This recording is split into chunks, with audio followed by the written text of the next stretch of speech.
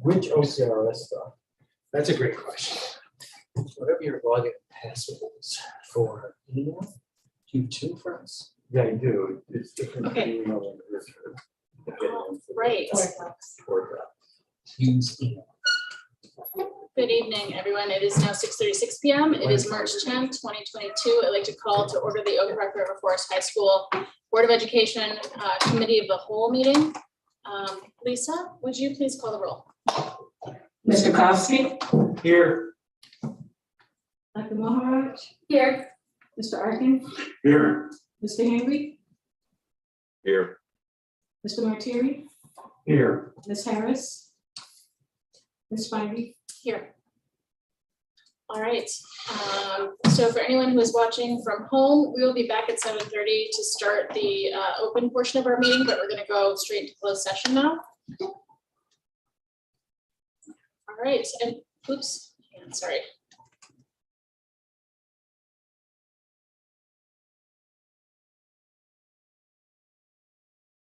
Specific individuals who serve as independent contractors or specific volunteers of the public body, including hearing testimony and a complaint lodged against an employee, a specific individual who serves as an independent contractor or a volunteer of the public body or against legal counsel to determine its validity. However, a meeting to consider an increase, skip that part, collective negotiating matters between the district and its employees or representatives or deliberations concerning salary schedules for one or more classes of employees. Is there a second? Second.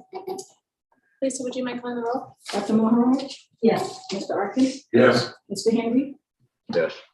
Mr. Martieri, Yes. Ms. Harris, Mr. Kowski, Yes. Ms. Spivey. Yes. All right, we will be back. Now we're gonna get out of the Zoom.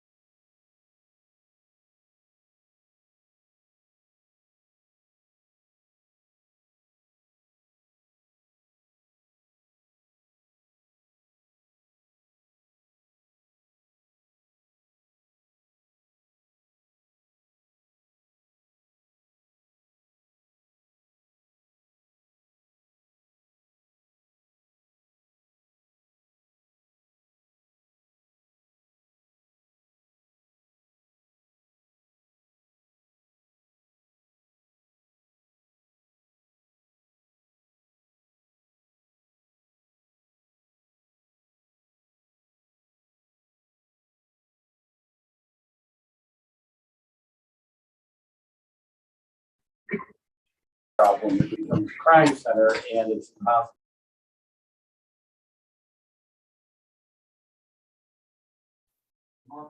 So why would you ever do that? You'd have to take a loss. So this creates a fund where IDA will pay development, comes in a community cuts of property, those are vacant property redo, the differential between fair market value and cost plus 5% of cost. Oh, nice. So it's a guarantee.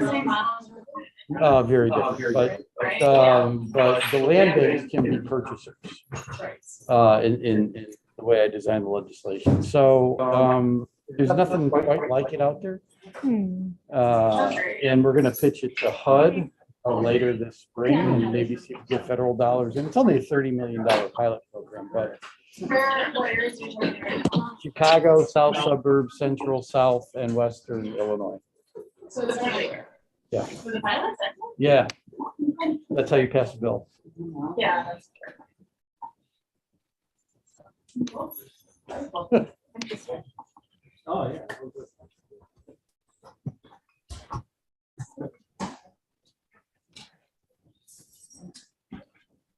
Everybody needs to take our office so tomorrow at 30 to watch the game. You mean the The what Indiana game? University game? No, I mean. I said the first time. What, which game? Yeah, you wanted Big to Ten watch. tournament. I need to get it.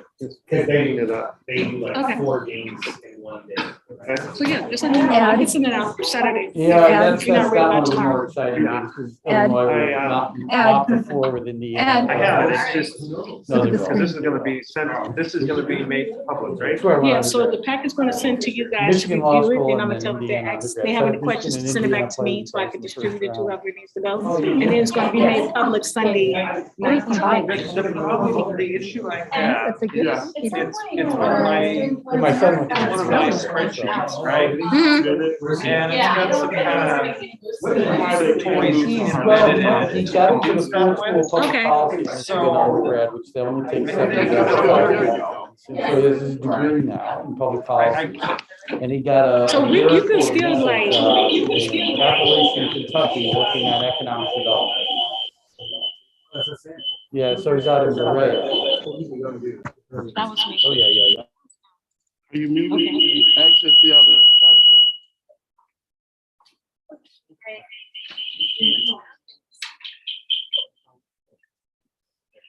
So what we could do is.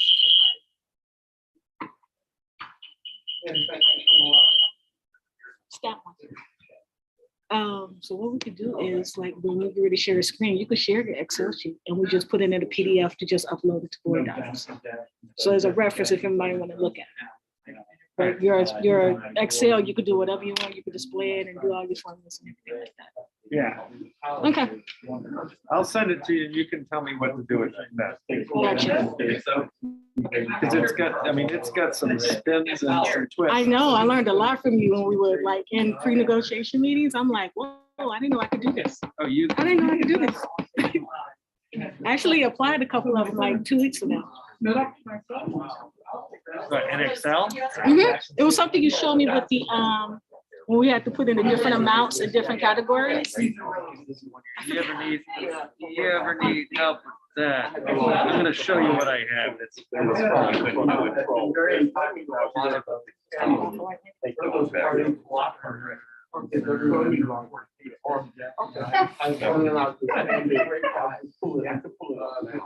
Really wonderful story. Yeah. She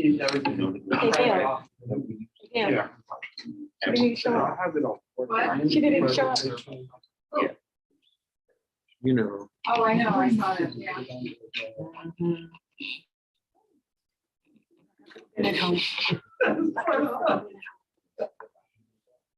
Like for sure. Oh, Jesse, you did do.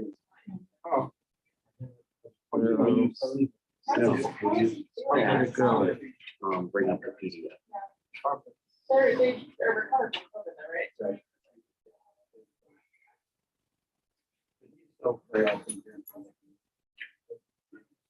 Oh, are you virtual Friday or are you coming? I'm gonna be virtual. Okay. So I think that's something.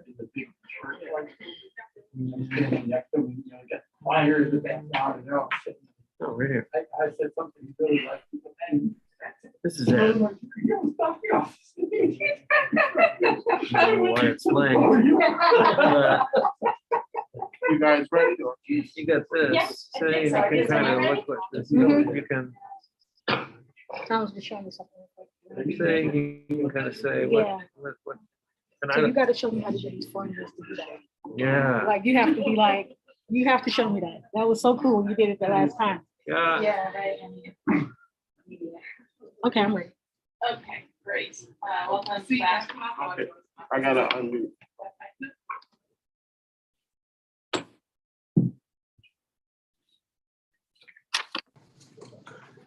All right, great, thank you. Hi, everyone, welcome. It's nice to see people in person. Okay, so next we have public comments.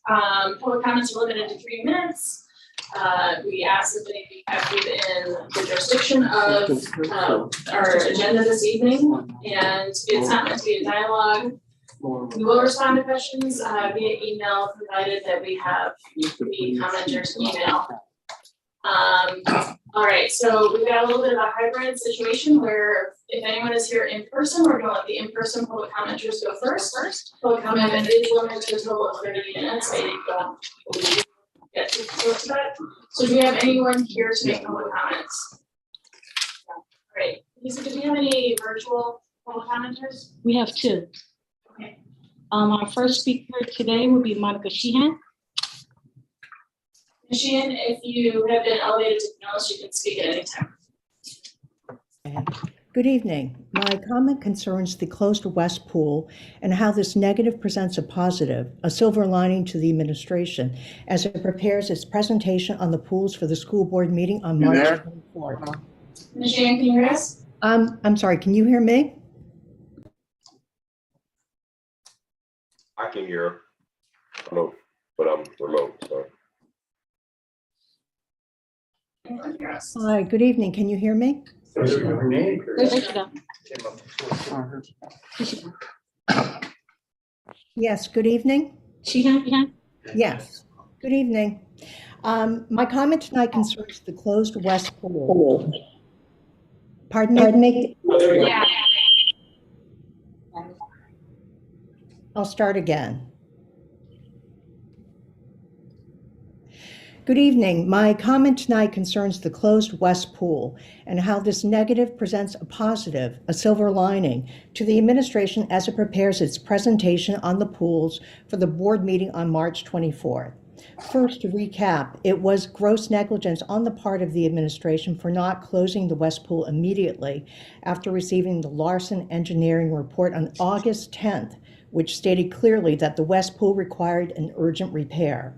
Yet D200 did not plan to address it until this summer, according to an email from the superintendent in early January. The closure only occurred after the Larson report was brought to light by a FOIA response, and the administration was pressed to act. The Larson report also stated that D200 has made none of the engineer-cited repairs for at least the last 7 years, repairs needed to safely use the pools awaiting replacement. Here's the silver lining of the West Pool closure. It illustrates how one 6-lane, 25-yard pool can meet D200's aquatic needs, and needs, not wants, should be the focus of all proposed capital projects at D200. It is time for the administration and the school board to be forward-thinking, updating the self-imposed swim requirement with best practices. Students should be allowed to test out by completing the Red Cross water competency test. For those who don't test out, water safety can be taught in one 3-week session. Since the pool closure, D200 has cut its current swim session to 3 weeks. Spring is the only season in which IHSA boys and girls aquatic teams compete concurrently. The girls swim and dive team competes in the fall, while the boys team competes in the winter. Even with only one pool in operation, the boys and girls water polo teams have access to a competition pool for 4 hours a day. Contrast that with the boys and girls track and field teams who have access to a competition track, Concordia Universities, for just 45 minutes a day, increasing to 1 hour on Monday after daylight saving time begins. The time is now to revisit Stantec Engineering's pragmatic pool solution as recommended in its year-long comprehensive review and report of D200's pools and their usage. Stantec concluded that one pool, 20 yards by 25 yards, in the East Pool South Pool site would meet the school's aquatic needs. As such, there is no reason to repair the West Pool. The administration proposal should include repurposing it to expand the cramped field house. The proposed Imagine Pool is twice the size of Stantec's recommended pool and would require demolishing part of the structurally sound school building to accommodate it. The oversized and expensive Imagine Pool, housed in a 600-seat natatorium, is a want and not a need. I thank you all for your time and your service to the community. Good night. Thank you. Our next speaker is Laura Hussey. Hi there. Can you hear me? We can, thank you. Thank you. My name is Laura Huseby, and good evening, D200 School Board. Am I echoing there or am I okay? And can you help us out with this? Yeah, maybe turn your volume down a little bit. Me? Yeah. Sorry about that. Give me a second here. I'm sorry, forgive us, we're working on it. Let's see. Any better? Yes. Much. Okay, thank you. Sorry about that. Great. It's not your fault. I'll start over here. Good evening, D200 School Board. My name is Laura Huseby, and I am the parent of an OPRF junior, an OPRF freshman, and a sixth grader who will attend Oak Park River Forest High School. While I did not attend Oak Park River Forest High School, I am the proud product of the public school system and think there's nothing better than a strong public school. I believe Oak Park has provided a terrific education for my students who are enrolled there. The faculty are incredible professionals, and I've really been pleased with the education my students have received. My comments tonight, like Ms. Sheehan's, are directed toward the next phase of need at Oak Park River Forest High School, the Facilities Improvement Plan. This need is urgent. As you know, one of the two 100-plus-year-old pools at the school is in danger of imminent collapse, and now the thousands of students who matriculate at the school and the hundreds who participate in extracurricular activities and sports that filter through these facilities are at a severe disadvantage. The discussion of the need to replace and/or repair this area of the school has been going on for much of the 20 years that I've lived in the Oak Park and River Forest area. The time is now. When my current junior was a kindergartner 11 years ago, there was a flurry of activity and discussion about working on this area of the school. Some minimal pools repairs were made.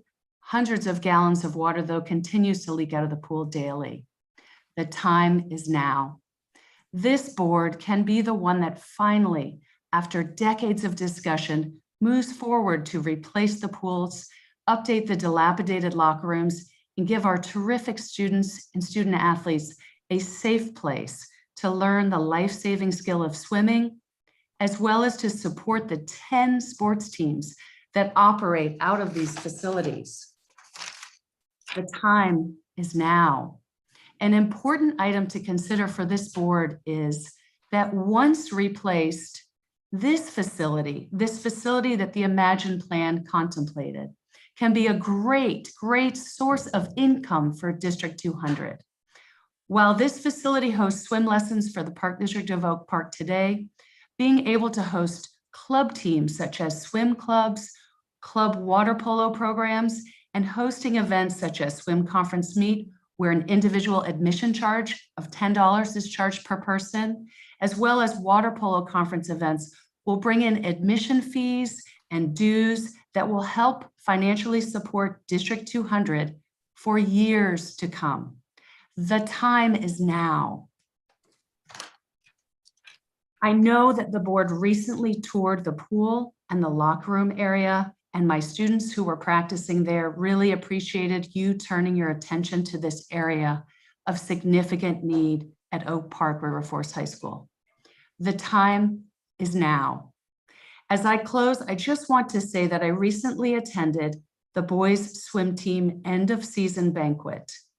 This team has ranked top 10 in the state for the last several years, with many swimmers going on to swim at the collegiate level.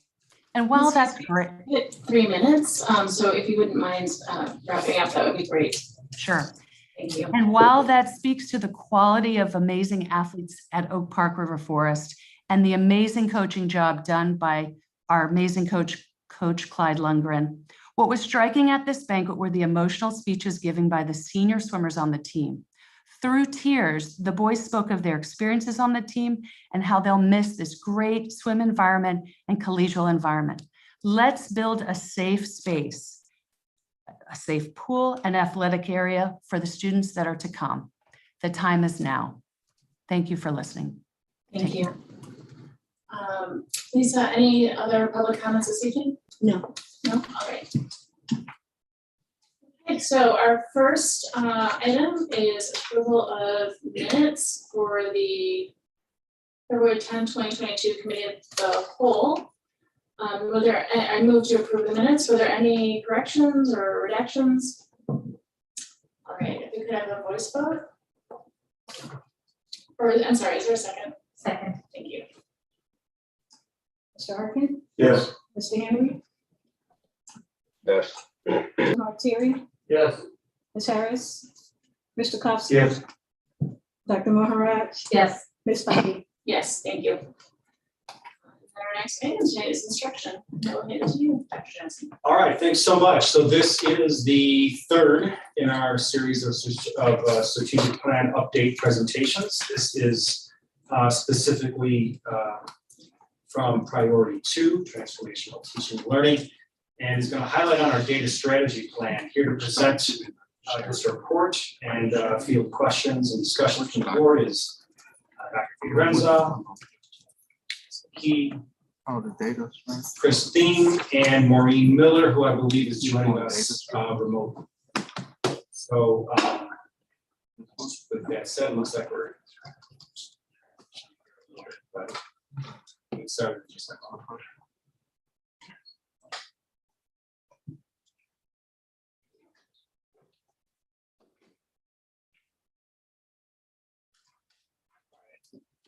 Are we ready to go, or yes, thumbs up? You got it. Hi, Dr. Fiorenza, the floor is yours. I think it's on the screen. Right, thank you, board members. Tonight we will be discussing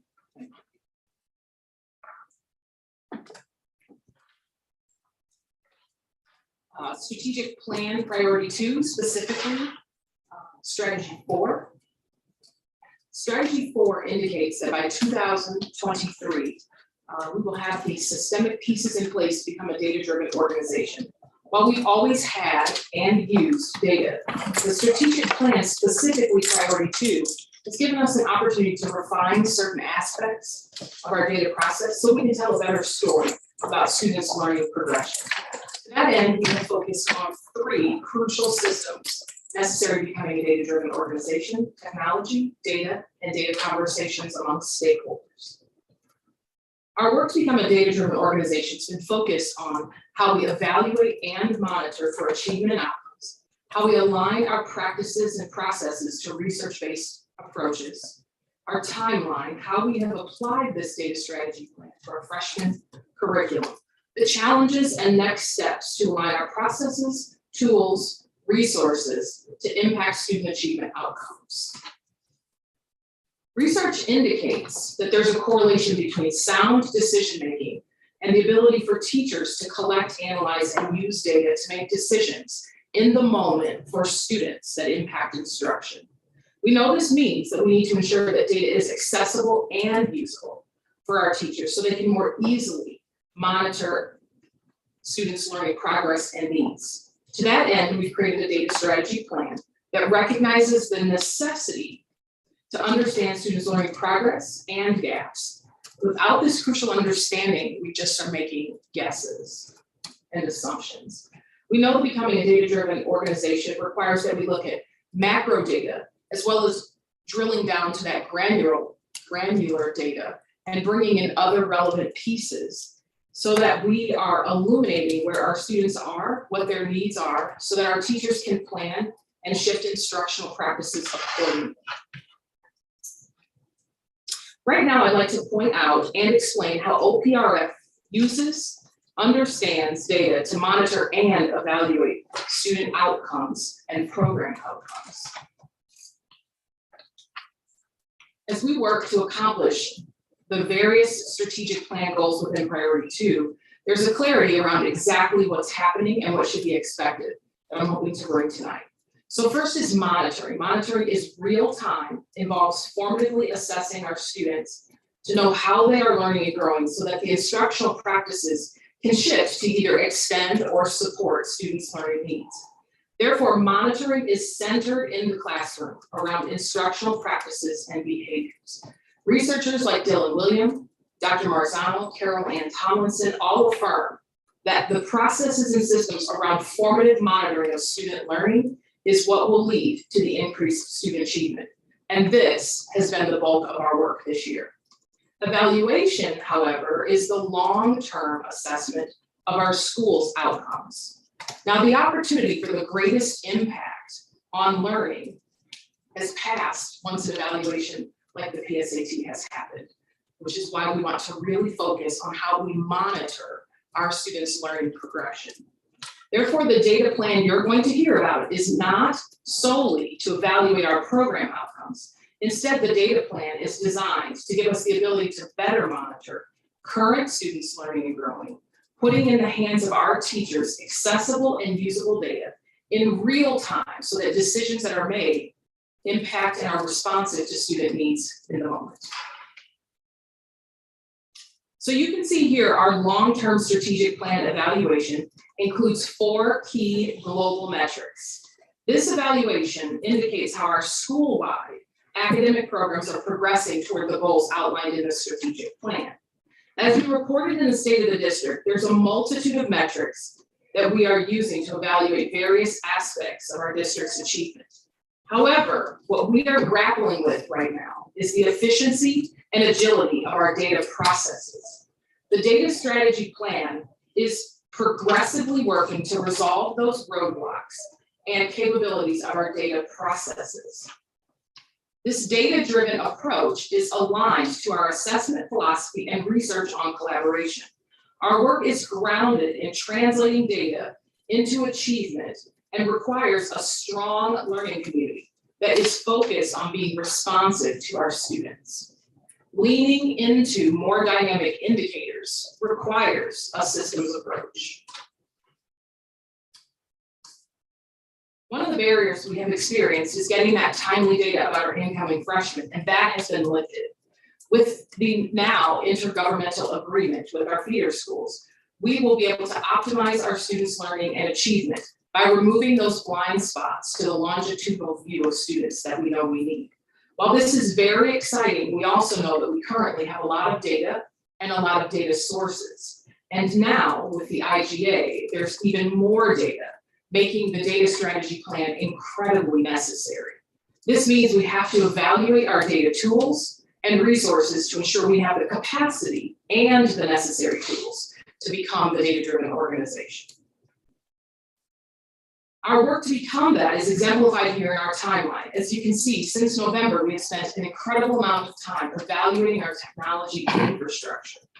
Our work with each of the freshman curriculum teams to apply the data strategy began with English and will conclude with the science team just before we leave for the summer. This work will ultimately result in a data system that will go live no later than July. Hi, oh, I was. There we go. All right, we're good. Hi, everybody. Our data strategy was developed to provide focus on the role of data for our school. It's designed to give us these 4 key results. And if we're doing the top 3 well, then number 4 will be achieved. with more efficiency and effectiveness. As you've seen before when I presented in November, this is the outline of the data strategy. Very simply put, we start with understanding the data ask. So what problems are we trying to solve? What data do we need to inform that problem to make a decision? What are the mechanisms of collecting the data? Then in the analysis phase, we focus on what insights we are trying to gain, how we can arrange the data to give us the insights, and then the tool assisting in this process in an efficient and effective manner. You're going to hear me say that a lot. Lastly, and most importantly, in the decision-making phase, how are we using the data to make decisions to shift our behavior and practices based on the insight gained? So this is, again, something that you saw an iteration of in November. It shows an outline of how we are deploying our data strategy. While the questions you see here may change based on the purpose of the strategy, the framework provides a systematic process to ensure a thorough and thoughtful process is used. In the next few slides, I'm going to get more specific on what this actually has looked like as we've engaged our strategy with the freshman curriculum restructuring initiative.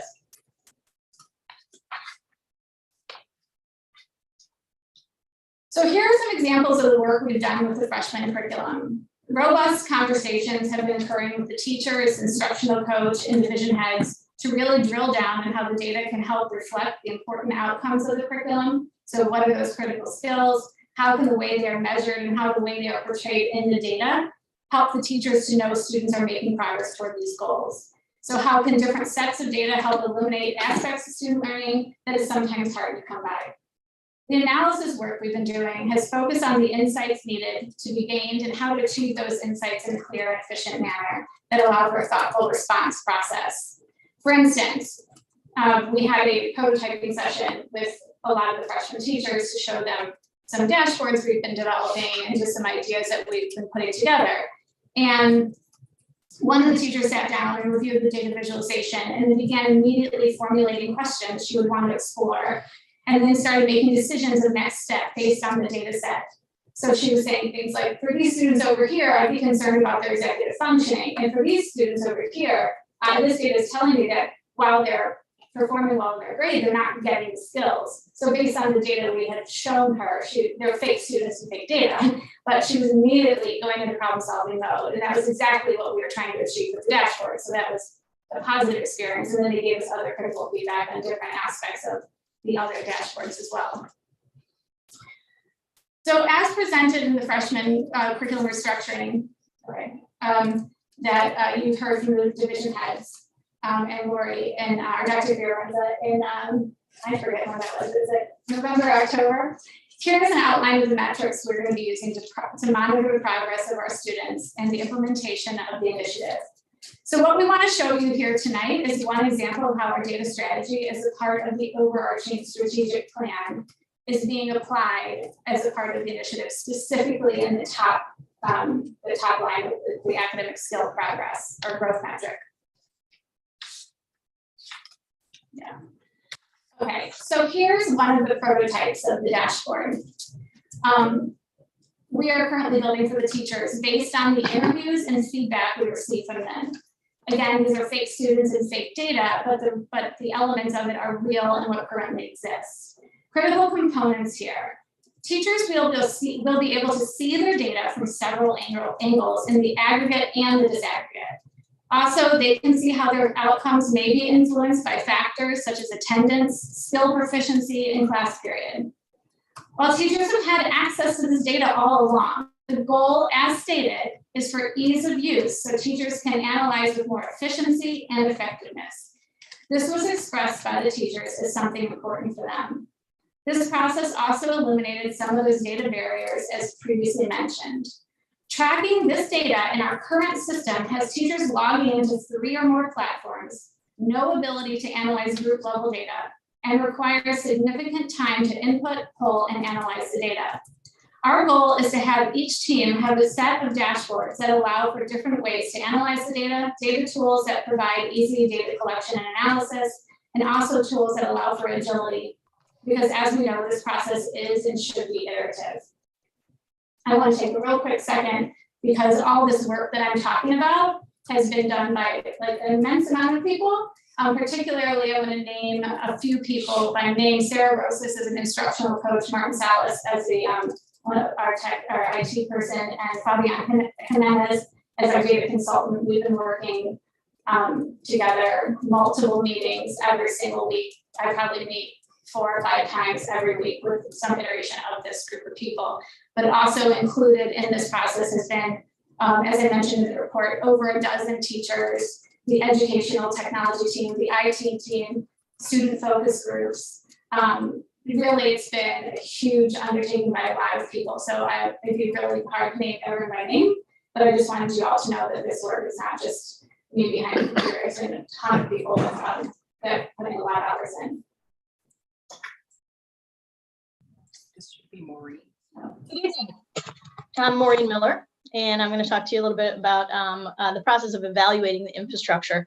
So I'm the lead of instructional technology for the district, and we've been went to remote learning about 2 years ago, and when that happened, the teachers were faced with just hurdles and obstacles and had to overcome them and think differently and creatively about ways that they were using technology, because that was the only way we were going to connect with our students.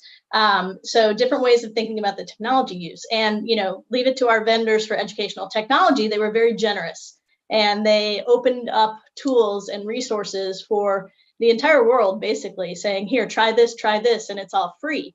So our teachers had access to many, many tools. So we had multiple tools serving similar purposes. And all of that was free. And of course, free is only free for so long.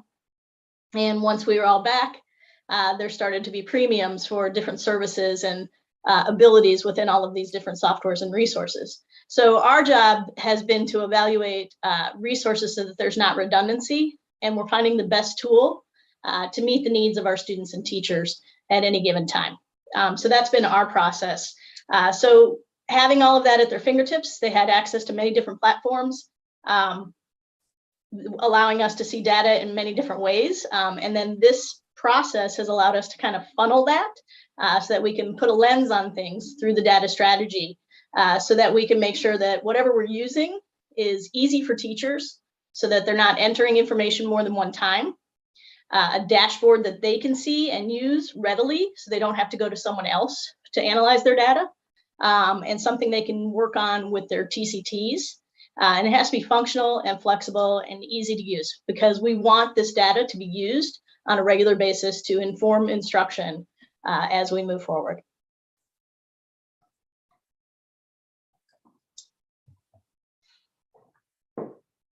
Our data strategy plan is equitable, as we regularly gather, use, and analyze our data in a disaggregated fashion to make evidence-based decisions, while at the same time identifying practices, tools, and sources. We will reduce racial disparities. Research affirms this, that a data strategy plan advances racial equity.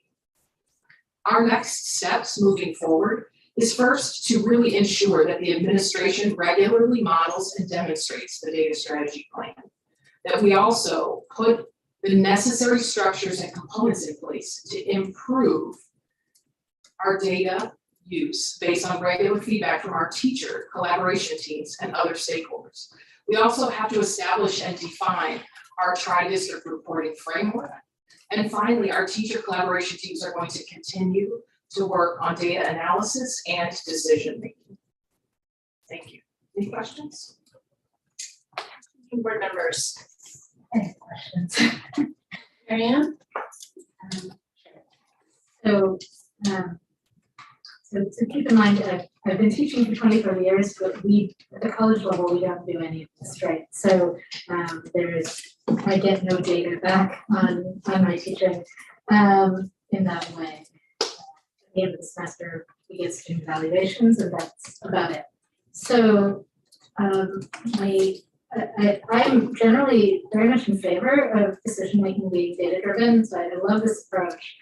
But I find it challenging because I think teaching is an art as much as it is a science, right?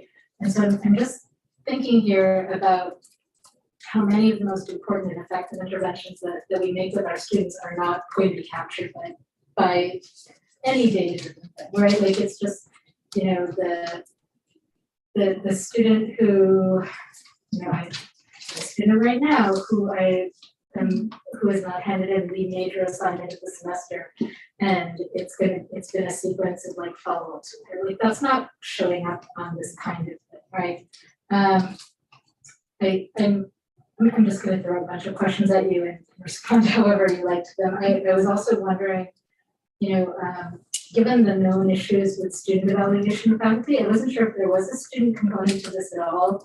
You know, student evaluations are very clearly, there's lots of research showing that they are often sexist and racist and et cetera.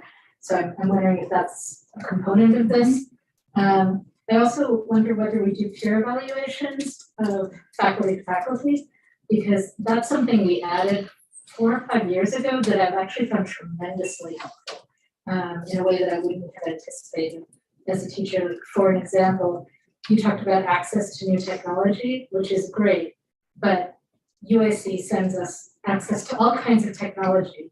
It's very hard to get yourself to actually start using the new technology, but if you observe a colleague using it and you see how effective it is and how much easier it made their job, and that's very motivating to be like, oh, this would work better in my classroom than what I'm currently doing. Let me do this. So I'm wondering if that's an element of what's going on here.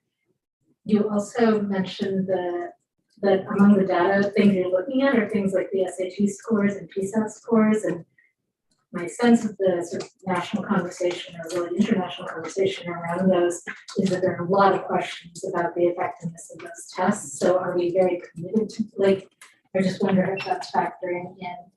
And then finally, how do we balance time spent on monitoring and evaluation with time spent on actually teaching? Okay, that's it. You don't have to answer all of those, but those are the things that are going through my head as I was listening to the presentation. It's not really questioning the overall strategy, but with these details. Of course. Mrs. McKee, take your first question. I think also I just want to add that I think, yeah, absolutely.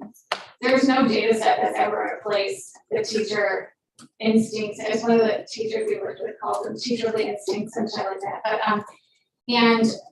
the relationships and the qualitative and the things that you get out of those type of interactions, which is I think one of the reasons the teachers are so much happier to be in person, because that was really lost last year. But I think it's also things that have to be complemented.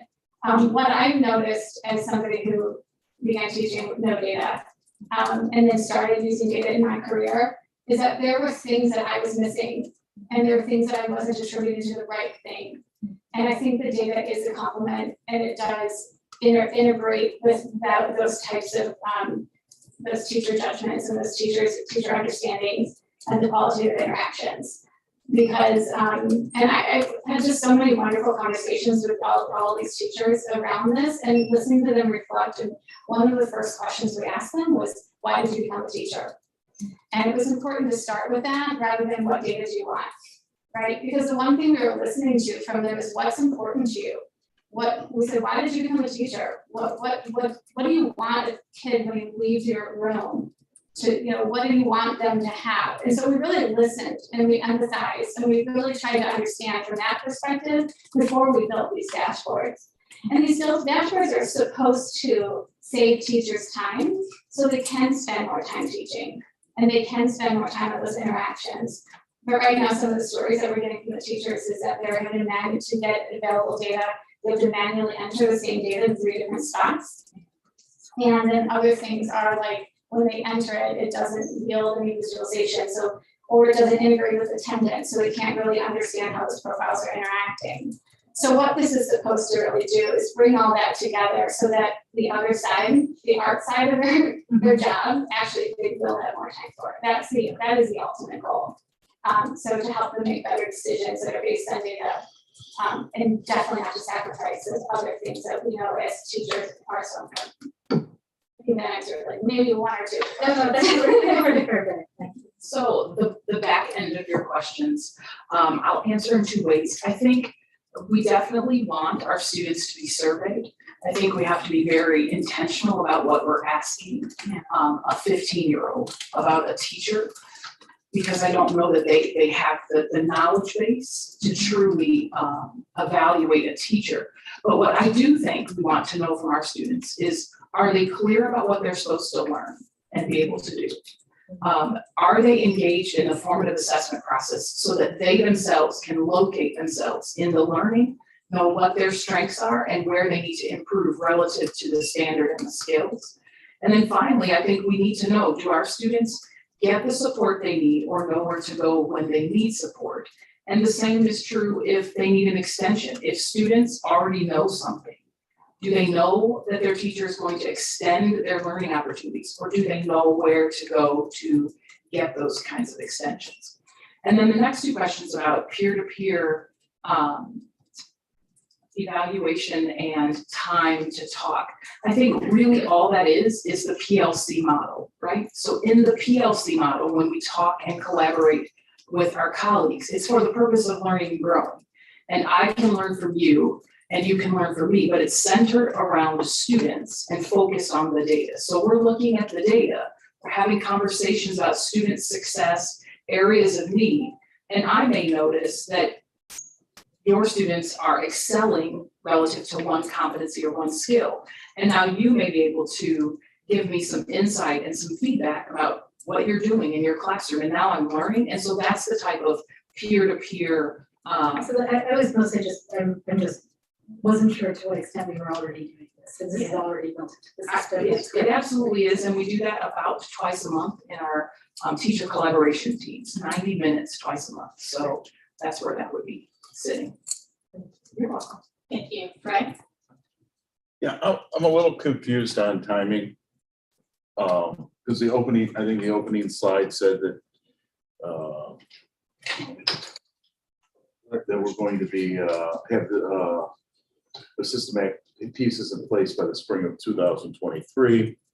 And then we show the timeline where you've been working on English and history, world languages, science, that ending all in this June. So what, I mean, specifically, what can we expect to have in place this coming fall? When we go live with our restructuring of freshman curriculum. I think the dashboards that I was just showing you, and then some of the tools that the teachers will need to analyze the data. So that would be specific toward the freshman curriculum. I think the data strategy is for the overarching data plan for the whole district. So that includes a lot more different aspects of data than just the freshman curriculum. That timeline is specific to the work that's being done as a part of the freshman curriculum. But the thing that we're finding as a part of the freshman curriculum is that we are having to do this evaluation of our technology, as Lauren Miller just spoke to, because we want to make sure the tools are in place for the teachers from the get-go of the school year. Right. But then the data strategy is speaking to that overarching strategic plan goal, which is broader than the detracking. Rob? Yeah, so first of all, I want to compliment you for going down this road. I think it's the right road. My questions are coming more out of not your presentation tonight, which I thought was very clear and well done. Thank you very much. But the data strategy plan memo that you gave the board. When I went through that, I had a couple of questions about what was going on there. So first of all, the additional collaboration is an international best practice. I mean, it goes all the way back to Michael Cohen's research. And so I really appreciate that you're doing that. But do our faculty have the capacity to utilize the data and understand what it means from a change in instructional practices standpoint, or are they getting professional development? That's sort of question one. Question two, it sounds like you are incorporating a lot of UDL principles into this and supporting a lot of, which is best practice as far as I'm concerned, and even effective at closing outcome gaps across racial ethnic lines. It's brilliant stuff. But that's also a very different approach to pedagogy than what most of our faculty came up with. So are we investing in professional development on UDL? Sorry, UDL universal design. Are we, and I apologize for that, universal design for learning. Are we investing in professional development for UDL so that our faculty can really come up to snuff with moving away from the sage on stage and moving more into the student involvement and all that other stuff? Because I think that's brilliant, and I really liked it. And then I had one more specific question. I'm sorry, I have to take my glasses off to read this from when I was going through it. You said you you utilized this when evaluating the freshman restructured curriculum. How did it impact that? What did you make any changes? I mean, did the data tell you to move X, Y, or Z? So I would just like to know what happened with that, just so I have an understanding of really how you're applying your tool set. So relative to the professional development for our teachers, absolutely, as we uncover and put different pieces in their hands, we do have to shift our professional development. So over the last 2 staff development days, a lot of work has been done in conversation around differentiation, scaffolding, defining what that means, coming to some commonalities about what it is and what it isn't, as well as really focusing on executive functioning skills and coming to some agreements about what that is, what it isn't, and how they will utilize some commonalities in the freshman curriculum so that students will be successful. So as we continue, we still have a lot of professional learning and growing to do. And just like our teachers, administration wants to be responsive to our teachers. And so as we're watching them, as we're listening to conversations unfold, that's helping to guide some additional pieces we need to put in place that we know that need to happen. Around the universal design for learning, I do think that our teachers are doing that without calling it that. They're calling it something different. They're calling it a scope and sequence where they start with standards. They look at learning intentions, success criteria, and they work that way to then say, after we have all of that and we know how we're even going to monitor students' success, then we determine how we're going to teach these things and exactly the tasks we're going to do. So they are doing that. They're probably just not calling it that. There is work around this being embedded into the conversation around differentiation, because differentiation actually starts at the back, right? So those conversations are happening and they're unfolding, I would say in an organic fashion, but there are plans to sit down with the teacher collaboration leaders and talk about what professional development do they know they need next year. And then the next group would be division heads. What do you know your teachers need? And so we developed a more comprehensive plan now that the teachers are a little bit further along. And if you could repeat the last question, I apologize. You actually hit on the last question. Okay, So very that was good. So you did that fine. Okay, and Ms. McKee has something to add to. I think the last question is intriguing to me because I think one of the things going through this exercise is done is allowed for some reflection and like how when we build some prototypes and how the assessments got represented in the prototypes, I think the teachers were like, oh, we might want to refine a few things where this way, might want to look at it this way instead of that way. And I think it's been a very helpful tool for that process. And then the instructional coach that was on the team is able to listen and then help reshape and say, and so I think that that's actually been, as much as like I said, this was fake data, it allowed them to see what their data would look like and then generate those questions.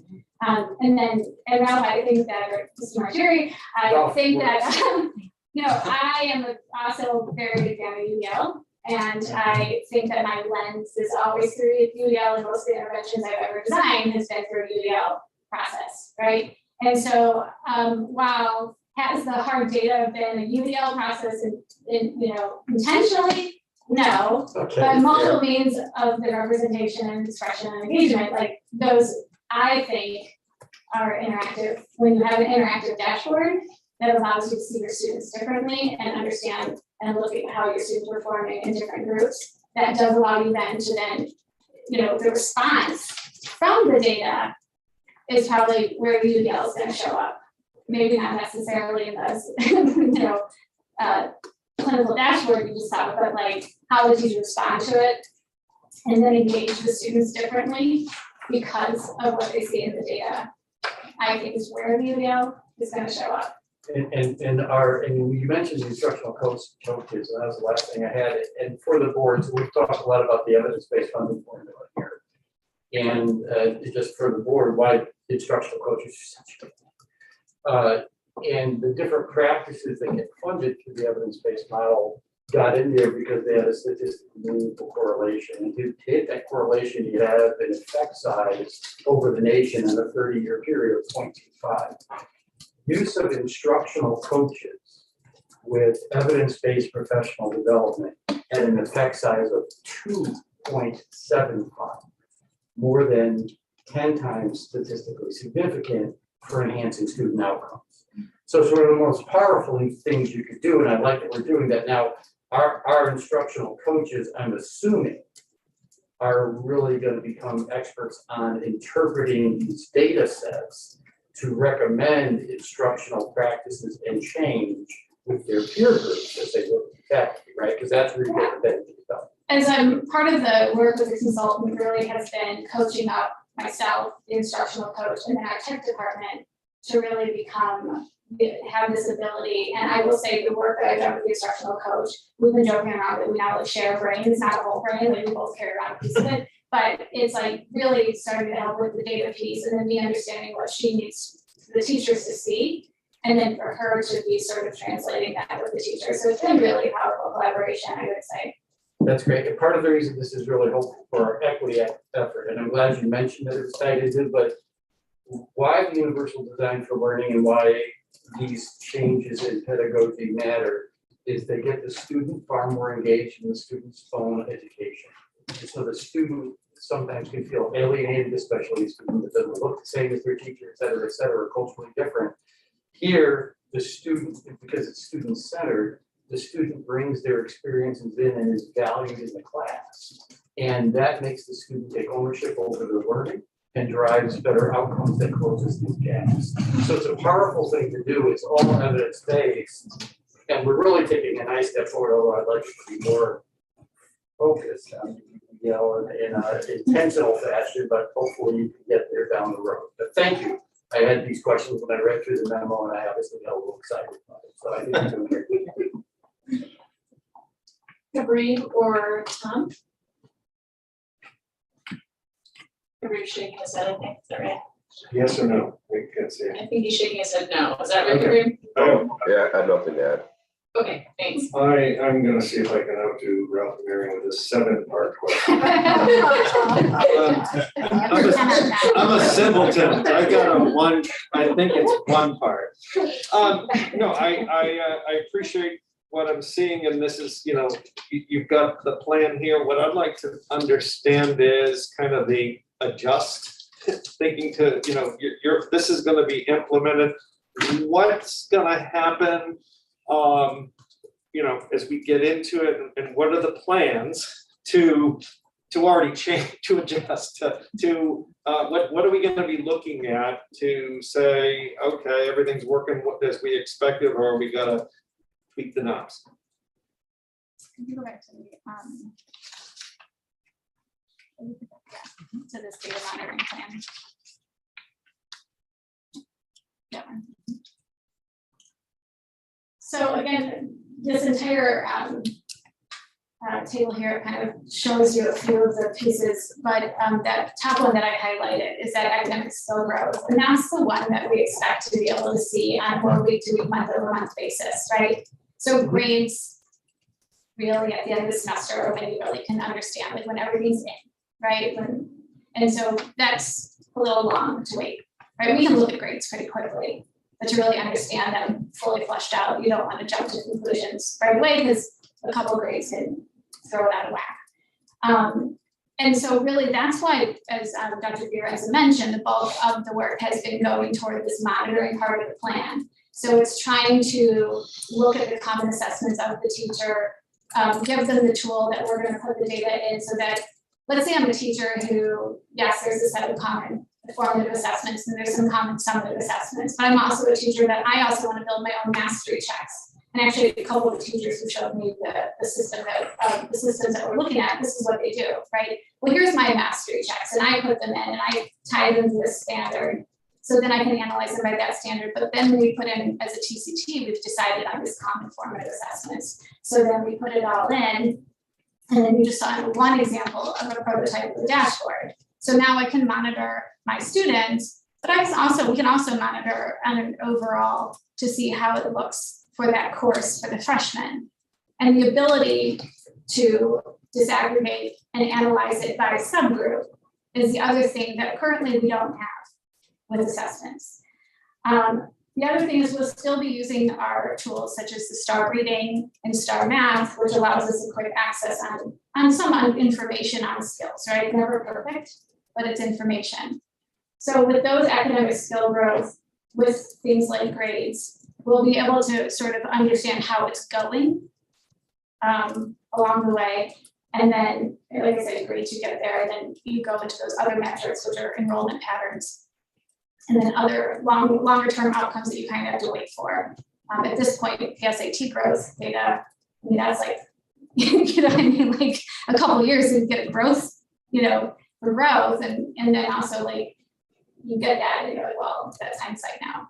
So really the focus has been, how do we shape these, the ability to make decisions on a week over week, month over month. That's really been the focus of this data strategy team that's focusing on refreshment curriculum. Is how do we get those decisions to be made and monitor and understand the progress. Thank you. I just a follow-up to that. And that's the kind of the student growth side, but then another key element that I've heard is just simplification of the work for the teacher. Right. And so what's the method of feedback to say it's really, you know, we're seeing positive results or need to adjust from the teacher perspective?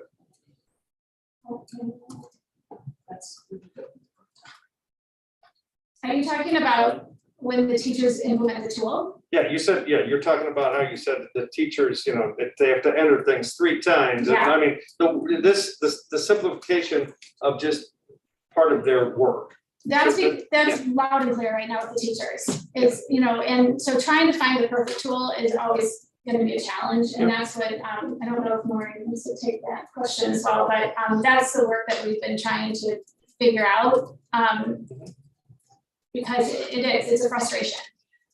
I would also add that I think that as Ms. McKee explained, that's really the front end work this time. There have been a number of conversations. If I would be remiss to say like 45 conversations. The English teachers were meeting with Ms. McKee and Fob and the coach week after week for hours talking, so that we get the dashboards that they need on the front end. Yes, there may be a tweak here or there that they'll then, because they have this relationship and you have the coach now in there on a regular basis, and the coach was part of the building, not the back end, but the front end building. Now we have easier access to, this isn't really working. Ms. McKee, this isn't working. And then we can tweak from there. But the work has been, which is why it's taken so much longer, is to get it right on the front end and engage our teachers so that they get what they need, not what we think they need. Yeah, and just to add to that, the questions we're asking vendors are based on the needs of the teachers. So we're not just having vendors come to us with this is what we can do. We know what the teachers need, and we're not going to go forward with a vendor if they can't do what our teachers need. And I just want to illustrate, because it's a pretty good setup and preview for what's going to be coming later on when we're talking about staffing in a little bit. While our current team, especially with consultants, is able to do this work right now as we're building it up, it's not designed to maintain and pump this out on a regular basis and be responsive to what we are going to learn along the way. And so, you know, that's why that request is coming down the road, to help and make sure that what we're building here can be monitored and maintained and adjusted for our students' needs down the road. And I would say expandable. And expandable. Sure. Go back to the PSAT SAT thing, because I think that got lost a little bit. So we have, when I'm looking at the data evaluation screen, right, we have long-term evaluation metrics, the honors, AP enrollment and attainment, PSAT growth, SAT growth, and dual credit enrollment and attainment, right? These are the four major metrics here. And I understand that parents are concerned about PSAT scores and SAT scores, and colleges are using them. But I don't know the extent to which people are aware of, you know, these tests were created by eugenicists that deliberately as a way to keep, you know, undesirable ethnicities out. And there's lots of research showing they are deeply racist, they are classist. And so I'm just a little concerned that we've not put too much weight on those test scores when you are doing this evaluation. I know you have to pay some attention to it, but does that make sense as a It makes perfect sense, and I'm just gonna say two things that are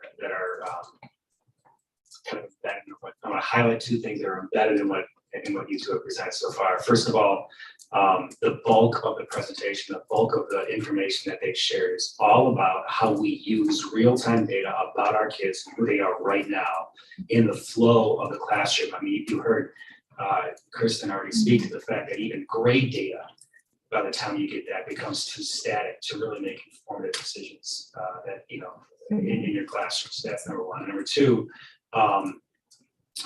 while these data points are kind of long-term, I think it would be a good way to kind of think about it in terms of they, in the long run, right, are still the ways that this state right now evaluates school districts. And so until that shifts, we're responsible for that in some ways, but we aren't going, what you don't see in this is taking a look at the SAT data and saying make immediate classroom level decisions, you know, with our kids. It is several steps removed as it describes the success, not kind of defines it.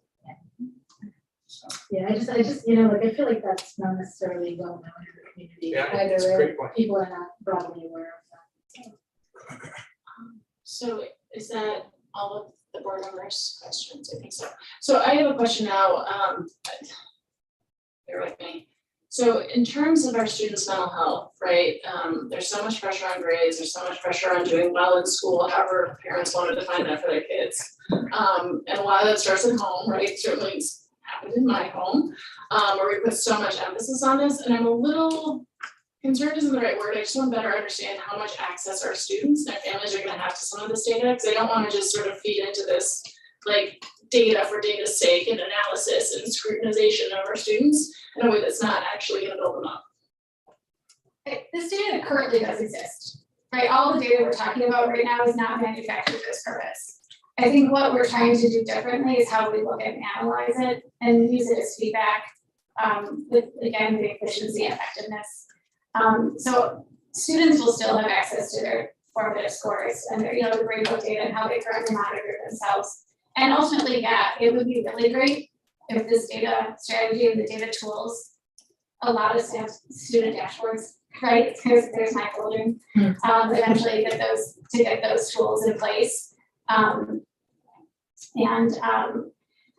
But I think that also one of the things that we focus so heavily on this detracting and the freshman curriculum, I want to pull back a little bit because we saw the spring of 2023, that's, you know, all of this data is what we're trying to look at. So incorporated in this data is something near and dear to my heart, which is the early warning system data that we pull on 5 or 6 times a year that allow us, and then attendance rate data, and then the mutual panorama, which I know that you heard Principal Harper and Mrs. Cole present about, and that will be really trying to robustly use that it's a really great way for mental health and to track, to assess in that universal screener, to use as, there's a function where you can use as a check-in, check-out system, you can progress monitor groups, and you can progress monitor social emotional interventions in it.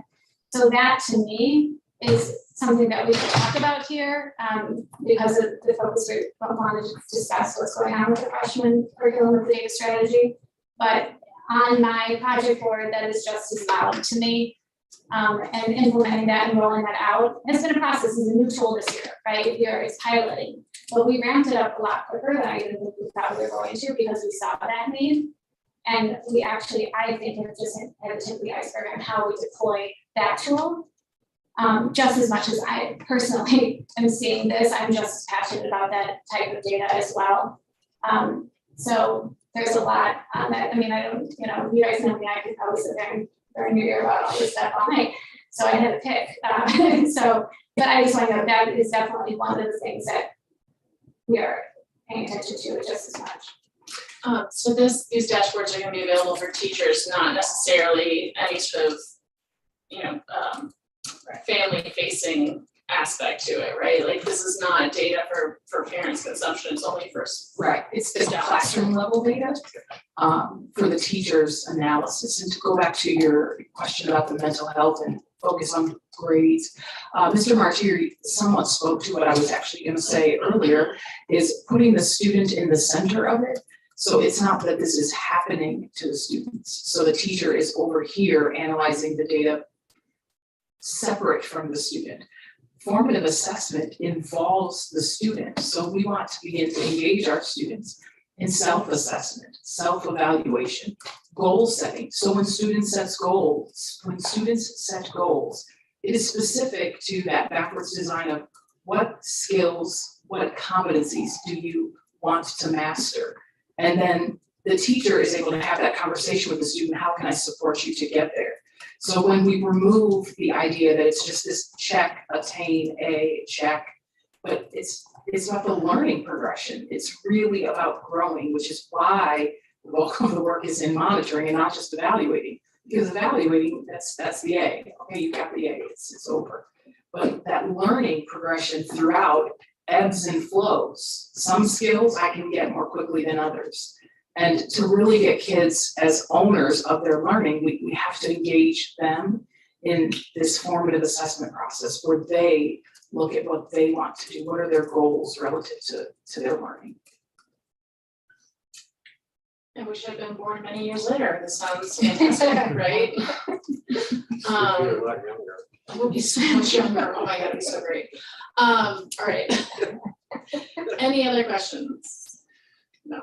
All right. Thank you very much. And thank you to everyone who's put in so much time and energy. I know that you were just the tip of the iceberg in terms of people who have invested time in this. Thank you.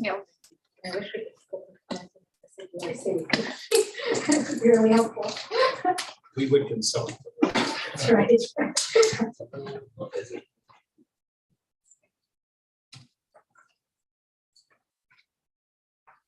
end of finance, it looks like. We have two network and internet services. This information to share in anticipation of approval 2 weeks from now. So Chris, I think in the building, Chris and Mike are here, and I think online, Brian Imhoff is here to stand in for Cindy Sidor if there are any questions on this. First up is the approval of the internet, or at least the internet service purchasing quotes under E-rate for coming fiscal year. So for what is likely going to be a slightly shorter presentation than the previous one, Chris, you're up. Well, good evening. Good evening, everybody. We've got a very brief presentation to start off with under the internet service provider options. For those of you who have been through this process before, we go out to see if we can take advantage of E-rate federal grant funding and apply that to our internet service. And each go around, I've had the benefit of doing this position at a time when internet is getting cheaper and cheaper, and there are more and more options to provide it for school districts. And that's what we're able to show you here today. So currently we have a Comcast internet service, 1 gigabyte, which is costing us about $2,000 a month. Zayo is our second internet provider, providing us with 5 gigabits per second of internet service at about $2,500 a month. And so that you can see the 3-year total on that. our contracts are coming due in July. And so we went out to bid through the E-rate process, put out an RFP for proposals from companies. Zayo came in 5 gigabits per second at under $200,000 per month. And Comcast, we are taking advantage of an opportunity through the Do It consortium through the Illinois Century Network. And through that, we're able to secure 10 gigabits per second of internet service through that consortium group. We're going to start with them July 1st. And we propose that we keep Zayo on at 5 gigs, considering the savings there. And overall, it's a much better plan, and it's going to save us even more money over time and give us even better increase of 60% on our internet service. I think this is a quick question. I'm curious what the E-rate discount is. Is it a flat discount? Yeah, right now it's 40% for us. It's based on our free and reduced student rate. That's interesting. I'm asking because there have been a few towns that have negotiated entire town internet with ComEd or et cetera, and that question comes up at the village level every once in a while. And I'm just sort of curious whether if that should happen, if at some point that happens, it should result in overall cost savings. I mean, it would be making internet a public utility, Yeah. you know. But it sounds like we might still get a better rate going separately through the E-rate, right? Yeah, it's getting cheaper. Now, obviously with a community-based internet service, that's desirable because you're able to provide basically your services throughout the community. My predecessor, Michael Cariascio, this was a cause that was near and dear to him, made many attempts in that vein. None of them successful so far. Doesn't mean we shouldn't keep trying. It's a tough ask. I mean, you know, obviously ComEd makes more money this way, so you've got to like apply real pressure. But it's a big equity issue, right? So it would be amazing if we could do it. So, Completely agree. Yeah. thank you. Questions from any other board members? Cabrini? No? Nope. Okay. All right, thank you. Pleasure. Saving money. More for less. Yeah. I like. Faster.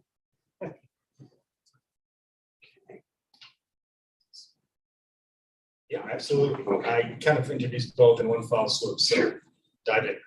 Okay, on our next one, I have failed to introduce Michael Spisak, our new Director of Infrastructure Services. Started with us back in September, yeah. And has hit the ground running.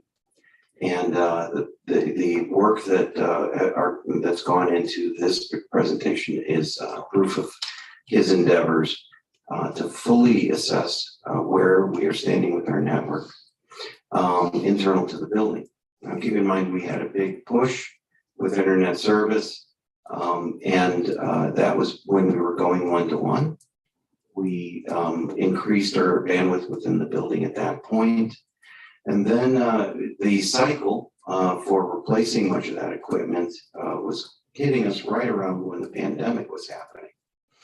Of course, at that point, we were restructuring where our focus was. We were focused on remote learning and making sure that we were effective in that environment.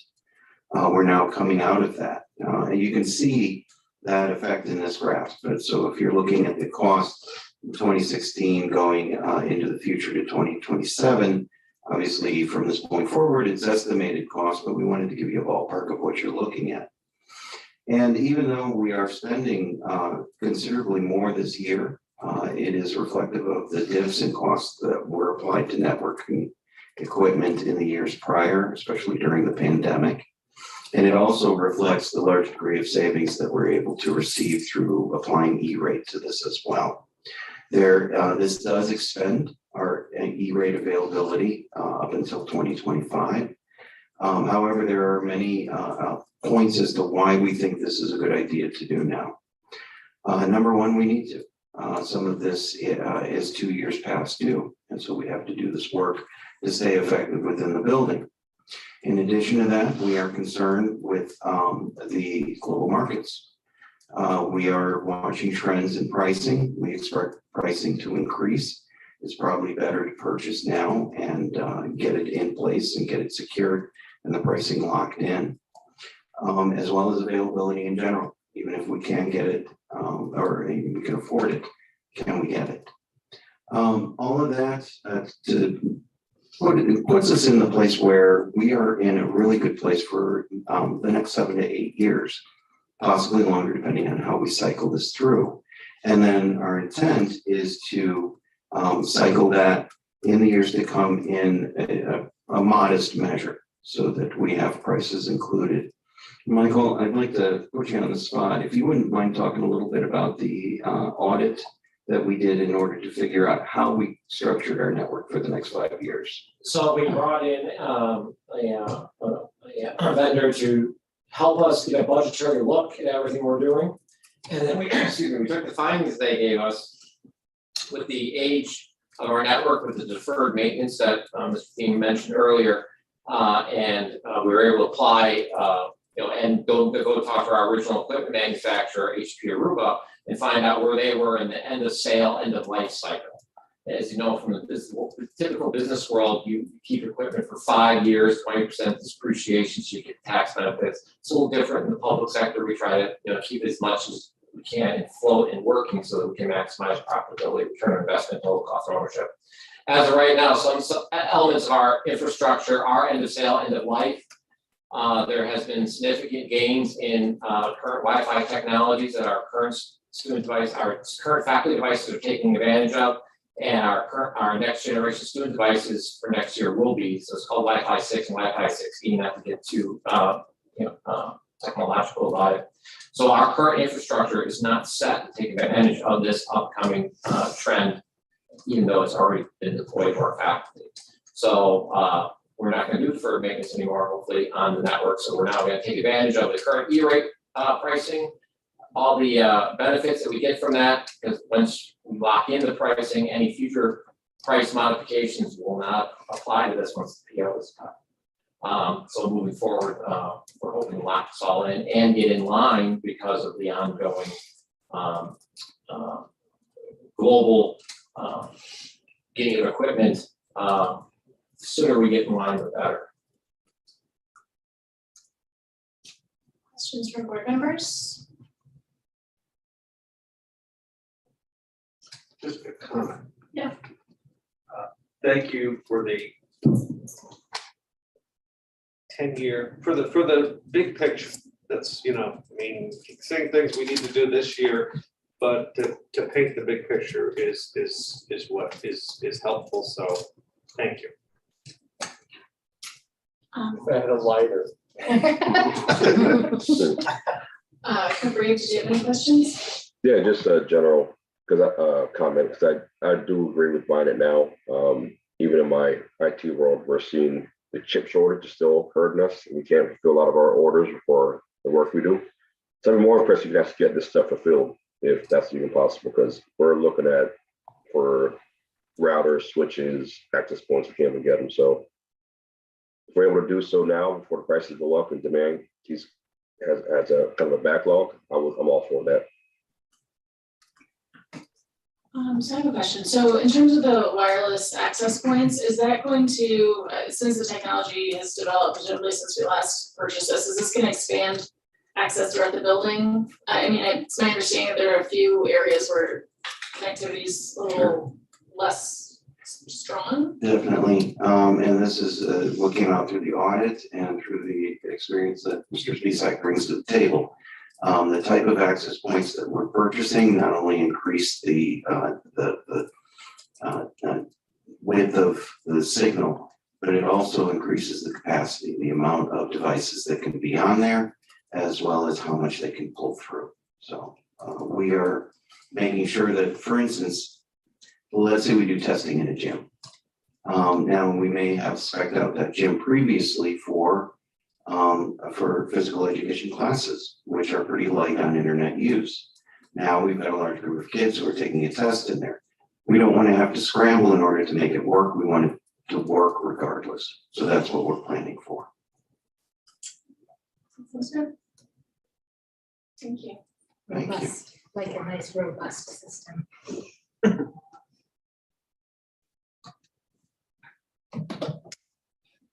Okay, and the last finance item we have is, finance item we have is our staffing for the upcoming school year, 2022, 2023. And here to lead that conversation and field questions is Dr. Sanders. But also I think available is basically any member of the team to ask questions about specific elements of the staff that you might have. So with that said, I'm going to turn it over to Dr. Sanders when she's ready. I should, just like the other topics, of course, the other items on the agenda, we will be bringing this forward into this. Thank you, Dr. Johnson. So each year we present staffing recommendations for the following year for all employee groups across the district. And for ease of understanding, we divide it into 4 categories. Instructional personnel is divided into 2 categories depending on whether they're in a classroom or whether they provide support services to our students. So we have instructional classroom positions, instructional support non-classroom positions. Then we have non-instructional support positions. These are positions that include our different unions such as campus safety, classified professionals, which consist of teacher assistants, secretaries. We also have non-affiliated group, and we have food service. And then the last group is administrators and management. So first of all, I'd like to talk about instructional classroom positions. And for teaching positions, full-time equivalency term is used. For teachers, full-time means teaching 5 classes. So everything is reported as full-time equivalency. So for the current 21-22 school year, we have an allocation of 223.2 FTE for classroom positions. And so each year we receive course requests and students go through registration. After reviewing these requests, we determine whether there is a need for additional FTE. And it fluctuates from year to year depending on what students choose as their selections for classes. So as a result, we have some divisions that go up in their FTE and some divisions that go down. The overall effect for classroom FTE is 1.3 decrease. How exactly that decrease will be exhibited, we don't know yet. Our division heads are still going through the process of putting together schedules, and then we will be able to determine exactly what it will mean for our employees. So it doesn't mean specifically that it has to be one person. It could be FTE some, but 0.2 here, 0.3 here. So that you understand, it doesn't necessarily mean that one human being is affected. For non-classroom instructional support positions, we currently have 52.5 FTE. And the biggest change in this area comes from the change in the instructional coaching model. So because of that rearrangement, we have an overall increase of 0.6 FTE in this area for a total of 5.31 FTE. And so because of that change in the instructional coaching model, we are requesting the creation of 2 new positions in special education. These are special education instructional coaches in English and literacy and math and science. And I will ask Ms. Francois Blue to talk a little bit more about the positions. Sure, and I'm gonna say it right away, if you see me slightly squinting, I walk out of my office with my glasses, so don't judge me. I'm very excited to just present two positions that is very much so needed in our district as we serve over 16% of diverse learners in our district. We have two in special education instructional coaches that will augment and support our teachers in developing their knowledge and instructional pedagogy in serving diverse learners across content areas as we focus on math and science, and English and literacy. These individuals will serve as champions of best practice in reflection, data analysis, and analyzing of students' impact of their disability as they're manifested in the areas of math and reading, and also providing ongoing coaching and support to teaching assistants and teachers who work with our students throughout the district. This is aligned to two priority areas in our strategic plan that focus on implementing a PD plan that is comprehensive and differentiated to support the needs of our teachers, of all of our learners in the building. The goal of these positions is to begin to show an innovative approach and making sure we're maximizing the access to instruction for our diverse learners that is in the least restrictive environment, that scaffolds up and also meets their needs based on the severity of their disability. We are very excited about this, and we really see it as forward thinking in our district and how we serve our special education students. Thank you. Next, we'll go to our non-instructional support positions. And as I mentioned, they're comprised of different employee groups. So right now we have the following staffing levels. We have 85 classified professionals. And just important to note, here we are, the largest group in the CPA is our teachers' assistants. And that's where we experience the most fluctuation, because a lot of that is based on student IEP needs. So you see that we initially had the allocation of 85, probably we had 85, I'm sorry, 89, probably we had 85, and that is through attrition because we no longer have a need to provide that one-on-one support to students.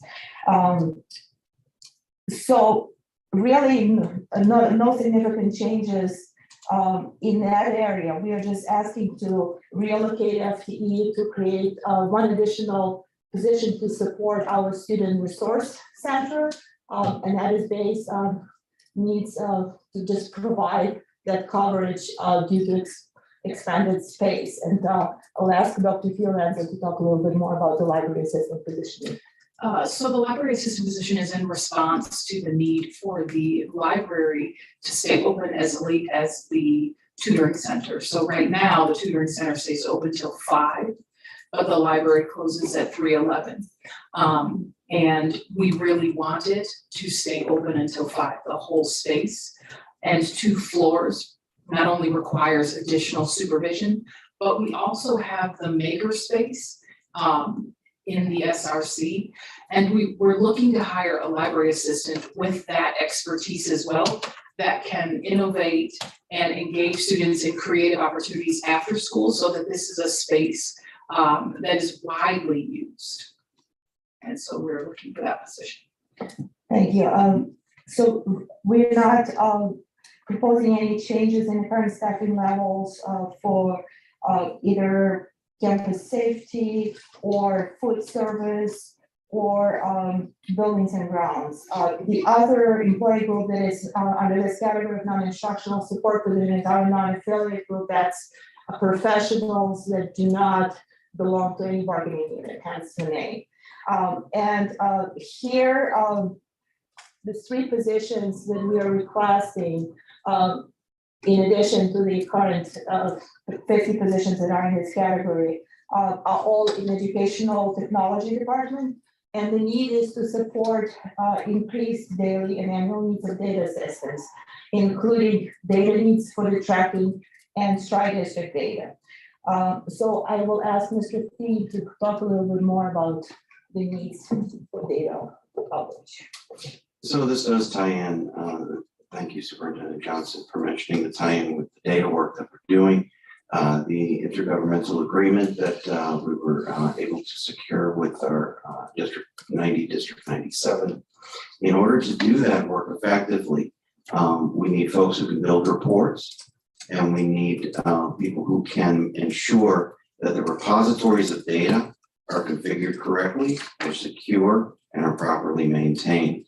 And so the two positions of database administrator and the data analyst fill the needs that I just mentioned there. Fred, your comment about looking for something tangible in terms of the dashboards and actually creating something that you could see and feel, I'm right there with you. And in order to do that, we need people with that skill set. Right now, we have some amazing people in-house. And so we have been able to make progress on our work. However, the workload of maintaining the annual cycle of what happens in a data systems department in order to stay in compliance with ISB, in order to stay in compliance with the yearly cycle of our educational, of our district, has escalated. The tickets between 2019, so using that as a baseline and looking at the tickets that we have coming in currently, is astronomical how much the increase is. And so this really necessitates the ability to have additional hands on deck to do not only what is urgent, but what is important. And these positions fulfill that.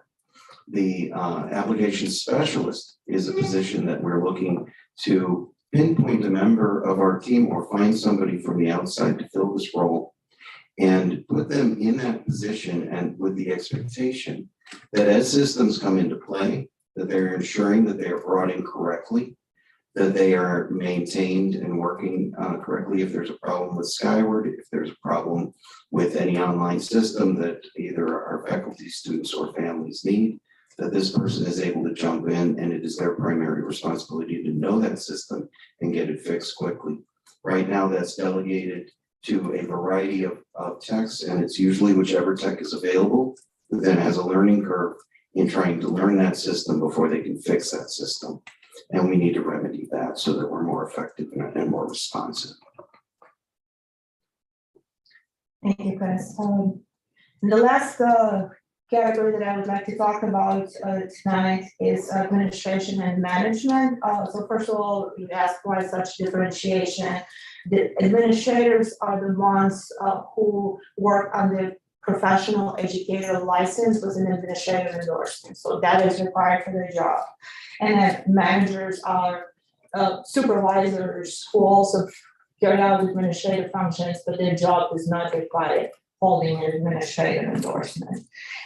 So right now we have 26.6 FTE allocated for administrative positions and 10 FTE for management positions.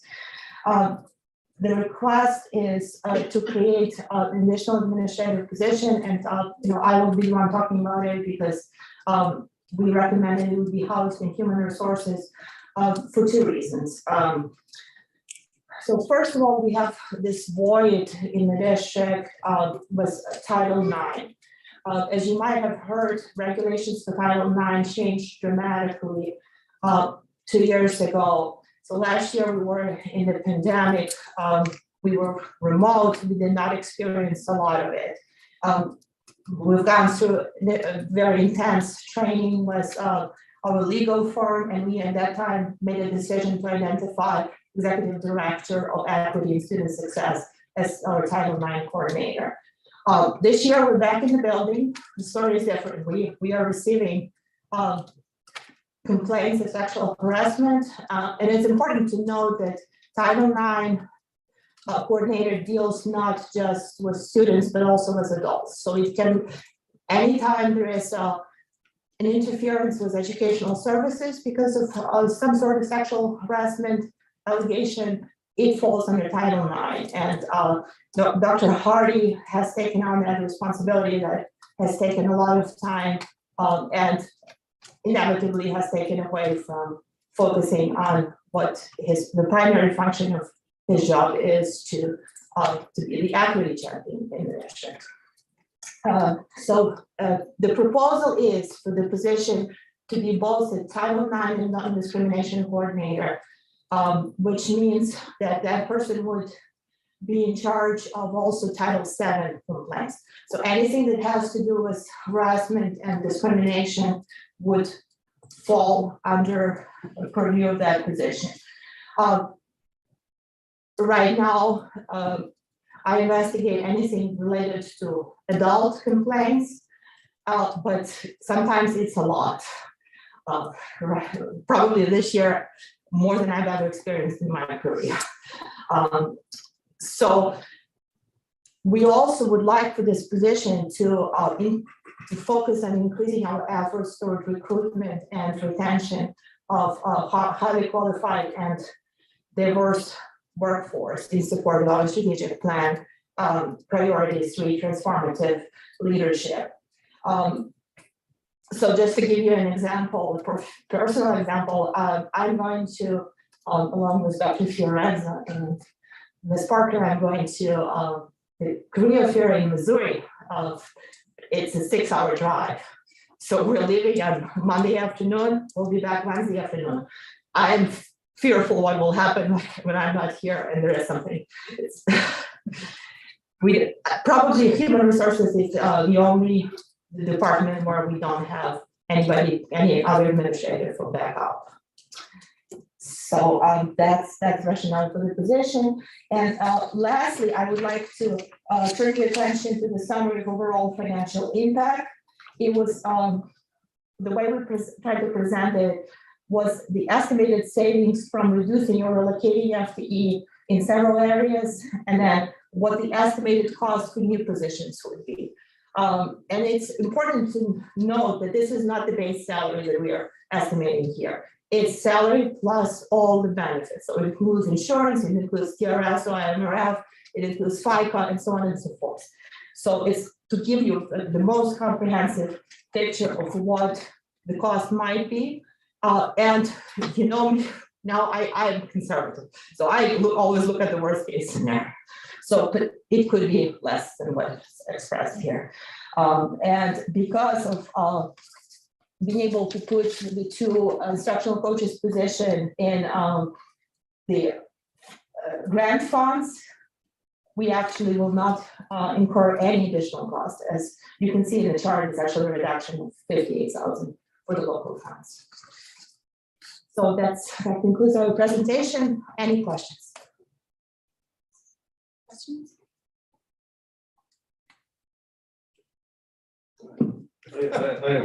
I have 2. One is just like the grant, you know, we talk about instructional coaches. The grant is a 1-year deal. What's the So the positions that are being included in the IDEA grant are one of the, I think it's important to say too, that the IDEA consolidated grant, what the state was always wanting to see is how are we improving instructional outcomes for students with those funds.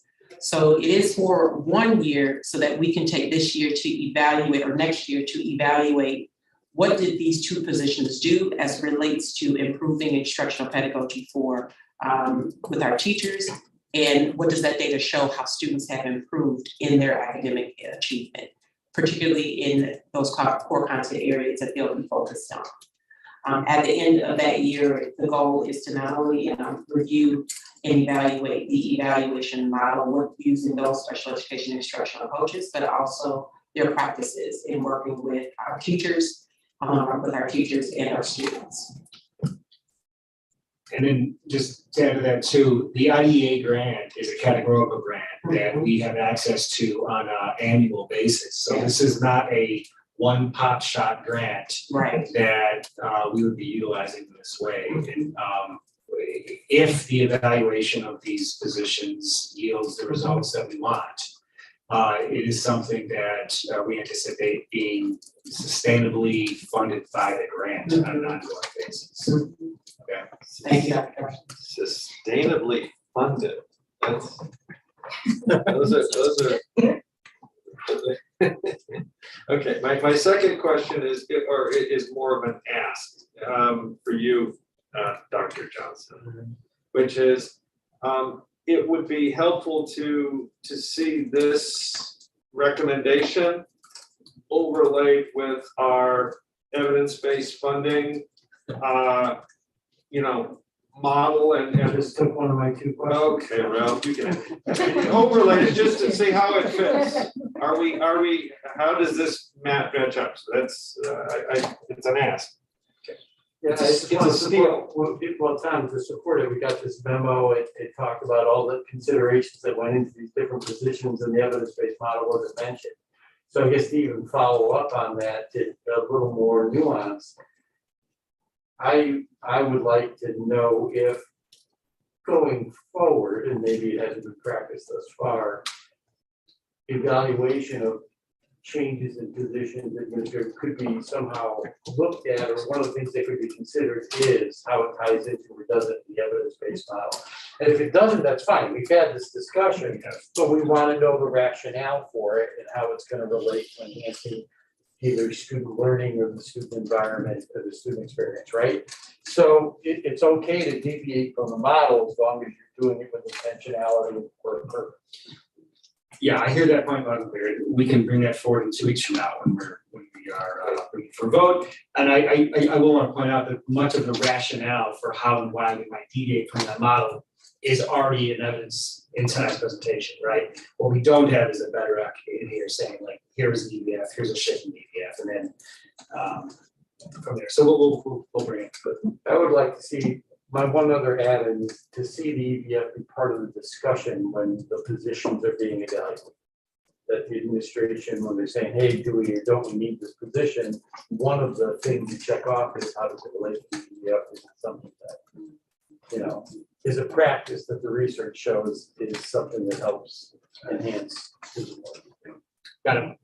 Okay.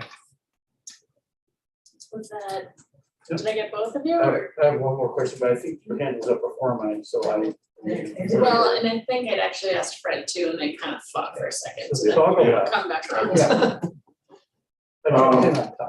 So I'm up. Wow, this is really. So I have a few questions here. In concern, and I had asked some earlier. Currently, as I understand the answer to my question, we have 3 instructional coaches. This school year? Yes, for the current school year. We have, Laura, you want to speak to this? We've many more than 3. This current school year, we have 8 instructional coaches, but they coach up 0.4 and they teach up 0.6. Research indicates, Jim Knight, who's very well known for the coaching model, it's a deeper coach than a 0.4. So what we are shifting to is 3 instructional coaches next school year that will coach a 0.8 and still teach one class to keep their foot in the teaching realm and empathize with the teacher. And these coaches have been internal people. We haven't. Correct. We have not gone to the outside to hire. No. No. All right. I know a little bit about coaching. Hey, Fred, and I will. Your 3, though, I'm sorry to jump in, but your 3 that you're talking about before, it probably is 8 human beings. Okay. But No, I get it. it's 3.2 FTE. Exactly. It's 3.2 FTE, but it's 8 people. So one of my concerns is it has to do with in coaching. And you have to get buy-in, and there has to be an extreme level of trust for someone, and especially I would imagine in a teaching situation for someone to come into a classroom and evaluate, all right, make recommendations and try to help and support. And so I have a big concern about hiring somebody from the outside, all right, because it takes time to establish that trust. And I think the people that are in the building will already have that. Now, one of the concerns I have is that I'm surprised that we don't have instructional coaching in special ed at this point in time. I would have thought that would have been a part of kind of a overall global strategy for instructional coaching. And I think that's something that I, as a board member, would like to see and understand. And I'm not against instructional coaching. I think it's very, very important. I think it's critical. But I think there has to be an overall plan, and not just adding here or there. And yes, we have this grant that now we know it's going to go on forever. But I'm assuming that grant can be used for other things other than instructional coaching.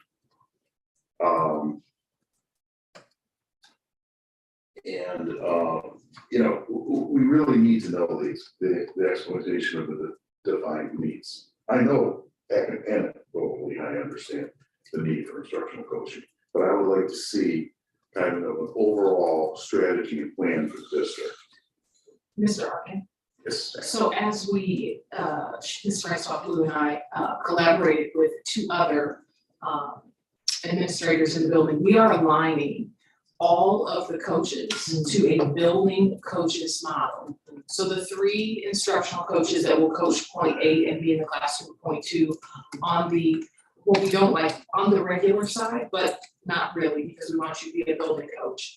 The 2 coaches that will reside in special education and possibly an instructional technology coach if we rename a position.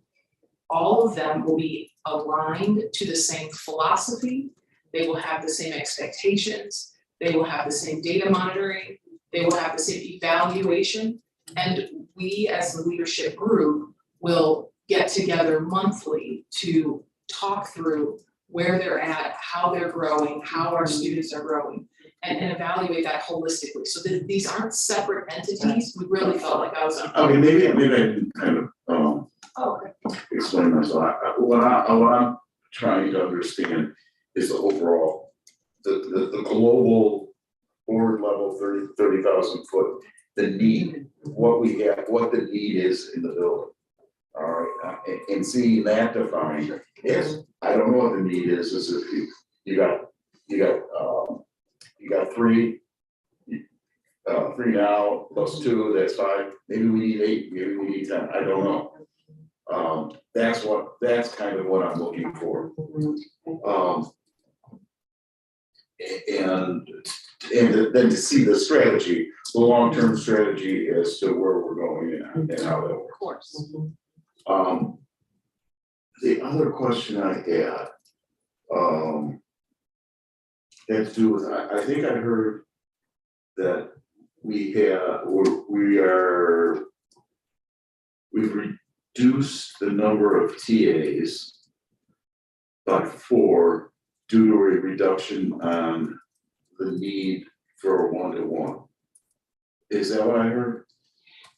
There's also a little bit more context to add to that. But just before I do that, I think it's probably important also to say that there is a part of the IDA consolidated grant that focuses strictly on curriculum and instruction improvements for special ed kids and instruction specifically with teachers and special ed students that we have to allocate.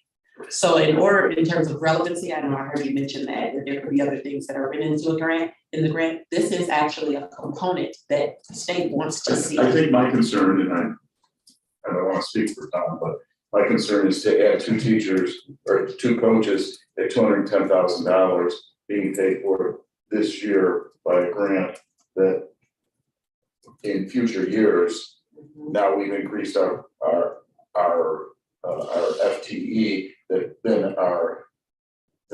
the district becomes responsible for those costs over a long period of time. Sure, I can see where the concern comes from. I want to go back to what Dr. Johnson mentioned. These are positions that can be built into the grant if we need them to be year after year.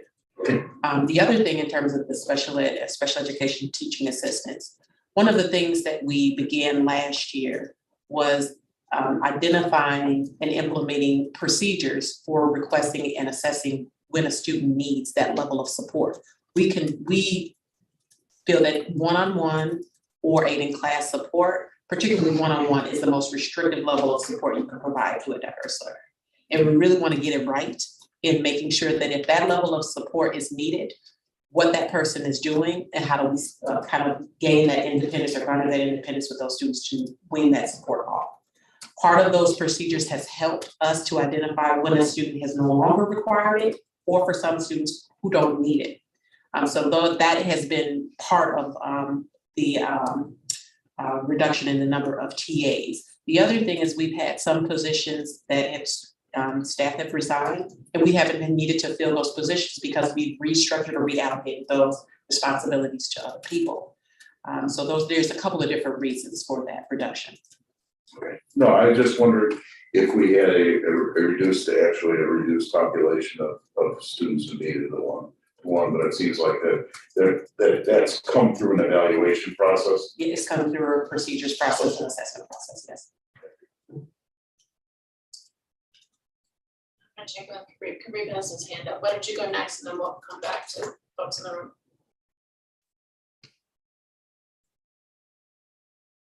Muted. Yeah, sorry about that. I just have probably two questions. First question is just more edification and part of the board as well. Do we have any data that shows that invested in coaches actually increases the outcomes for the students? Yes. 2.7. Yeah, actually, Kareem, that it's one of the most effective things, according to the evidence-based model, you could do to improve student outcomes. Everything's got to be done right, but I mean, it is. Okay. So the statistically meaningful, I mentioned this before, but just to repeat, the statistically meaningful correlation needed a coefficient of 0.25. Instructional coaches is 2.75. More than 10 times statistically significant on enhancing student outcomes. It's really one of the very best practices.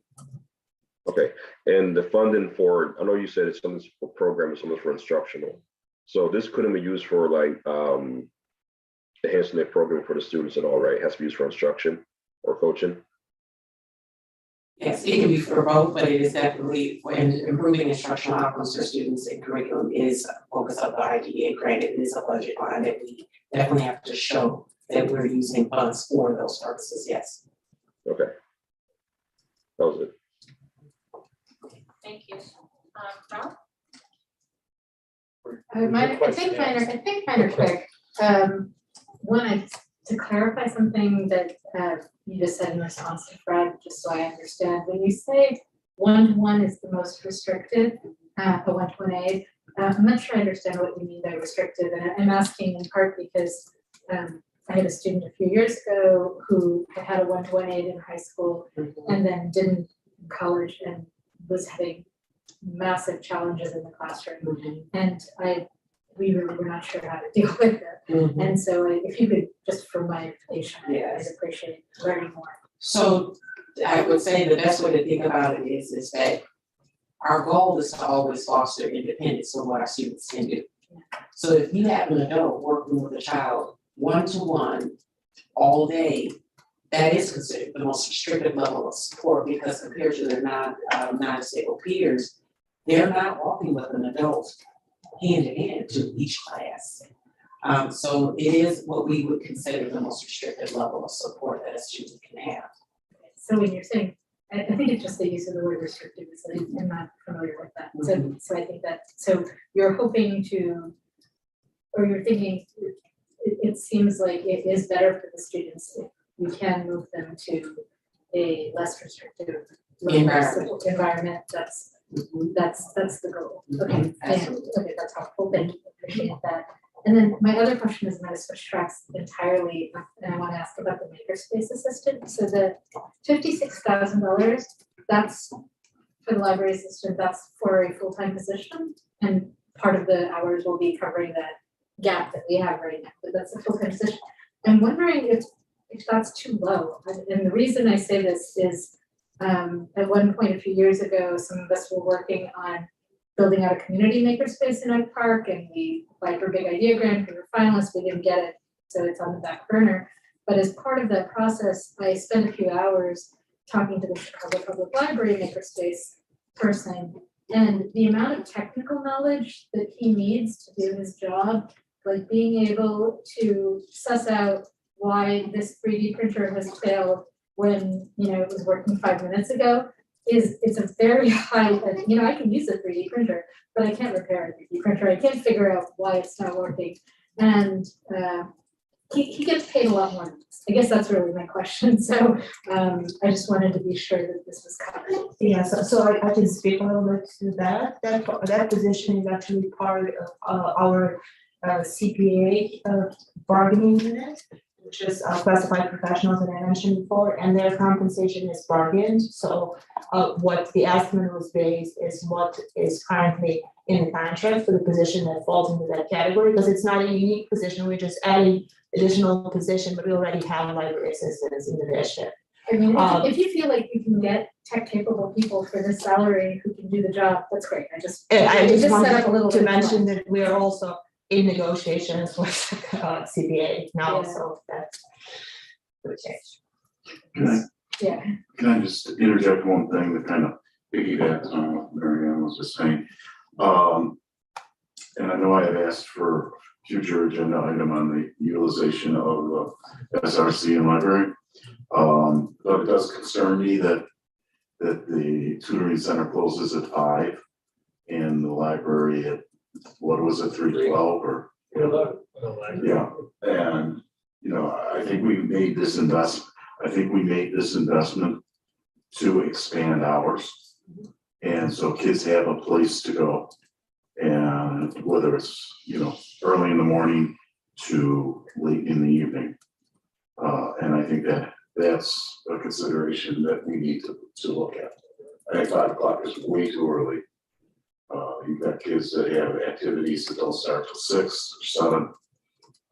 Parents that don't come home. And we know that's why they've been going over to the library for years, because they get shooed out of this building. And that's a huge concern. The library does have a new teen space, which is pretty cool this year. So at least they've revamped it pretty significantly, and it's, I think, a much better place for the teens to hang out than it was 2 years ago. So that's something. But yes, I still agree. Point taken, and we can go take a look at that and see what we can potentially expand that beyond 5 o'clock, as we talked about. But again, that is a future agenda item of ours, as we've also sent out for another coverage. So we'll take a look. Thanks. Yeah, so I'm gonna ask about the human resources position, and it's coming from a couple of things. So number one, I would like to know exactly how much time is being spent on these matters right now. I mean, it obviously didn't consume all of Dr. Hardy's time. But now we're asking for a full-time position to cover this work. So is it really a full-time position is number one, because we have, I'm unclear on the growth in administration versus the size of our student body over time, and whether or not all these added administrative positions are open. And it might be, and the answer is yeah. But then the second concern that comes out of this position, and some of the comments Roxana made, if we're really having all these complaints, I don't know if coordinator is the right thing. I think maybe professional development and for whomever is engaging this behavior or for the building to cut down on the behavior. I mean, I don't think having a position to handle more and more complaints is the answer there. I think, sniffing the behavior, the blood, and not having it. I mean, if it's really that endemic, then we got a problem. And I would like to know about that problem. And we should be talking about ways to eliminate the problem. So raise that other issue just during the conversation. And I'd really like to know how this proposed position was called. Can you give me the title of it again? I said Director of Human Resources. Human Resources. How does that differ from her position? I thought she was our director. I am Assistant Superintendent for Human Resources. I get that, but I thought that's what you did. Right. So let me speak to that. So not mentioned, but also in our packet is a list of comparative data from other districts. Okay. And these are districts that we identified as part of the negotiations process because they are comparable to us, not only in how they do their work, but in size, right? And all but 2 of those districts have more than one HR administrator because of the types of things that we're talking about here. There are a series of unfunded mandates, right, that keep coming through, and this Title IX thing that we're talking about here is a substantive one of them. But there have been others that have gone on that we've actually taken on ourselves. I mean, unfunded mandates, it's easy to point in Springfield, but they come from ourselves too, right? We do it to ourselves, and a lot of the work that we're talking about falls on some form of investigative process. And right now there are just because of the fact that we only have one administrator in the HR office right now who can do a lot of these investigations. This work is falling on other administrators in some ways, right, to do support. Whether we're talking about deans, whether we're talking about assistant principals, whether we're talking about our executive director of equity. And so there's value in spreading that thin in the organization. But there's also just inevitably, the more people you're bringing into that work, there's a lack of consistency, not because anybody's doing it poorly or anything like that. There's just a lack of consistency there. And so that's a challenge. And one of the other things that Roxana spoke to that I really think is worth highlighting again is the need to the way we do school, particularly as identified through our strategic plan, is different than how it had been years ago. When we are talking about being deliberate and aggressive about recruiting faculty of color into this organization in order to better serve our students' needs. 10, 15, 20 years ago, that as a concerted, concerted targeted effort of the organization, it simply wasn't there.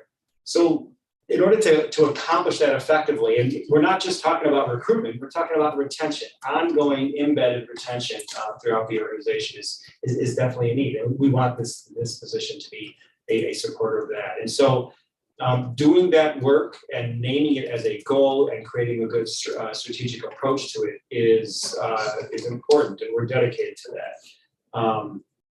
But supporting it and making sure it's actually breathing the way it needs to breathe. The position may be needed, but I hear it as a director position. Yeah. And $140,000 salary. I'm not so sure that any of those duties you just described to me are a director. The one, to my mind, the director is the person who runs human services. And we have someone who does that.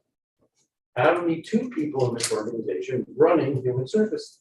And the laundry list of duties that were given to us in our board packet for this position sounded like the same kinds of things I would anticipate are being done already by our current person. So I question the title, I question the list of duties, and I question the salary level. And so I kind of want to understand, and it might all be legit.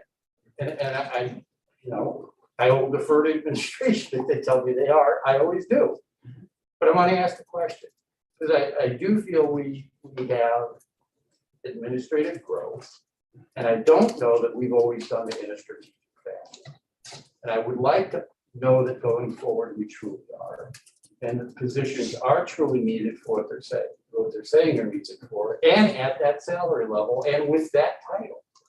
Because it sounds to me like this is an assistant position, and an assistant that would be paid substantially less than $140,000, even with everything we've done. So that's where the questions go. Can I just ask, clarify, when you say an assistant position, like there's assistant director and then there's assistant to the director, which are two very different jobs. No, not assistant to the director. You mean assistant director? Yeah. So assistant to the director is a different. It's a different job. I think just whether this helps with the title or not, this is the reality of the title. So I'll speak to this. A few years back, the position that Roxana has right now was titled, right, the Director of Human Resources before Roxana had it, right? And we, under Dr. Bert Adams' leadership, shifted how our titles function, or I guess not how they function, what they are in the organization. If Roxana's position was currently a director of human resources, yes, we'd be talking about an assistant director of resources because that explains the reporting structure. But labeling this position as a director of human resources parallels how we use the title of director elsewhere in the organization.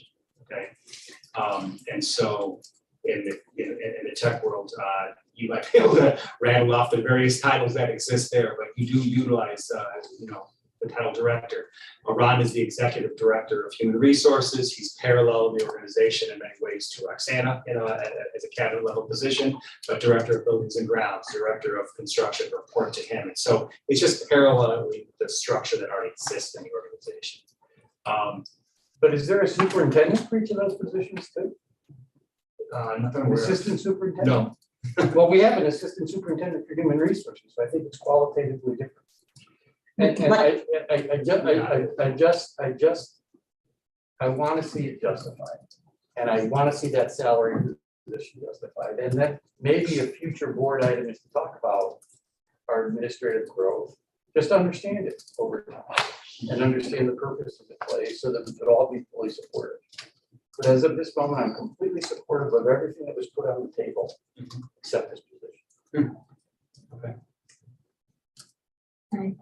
Just to speak to the Title IX increase for 1 second,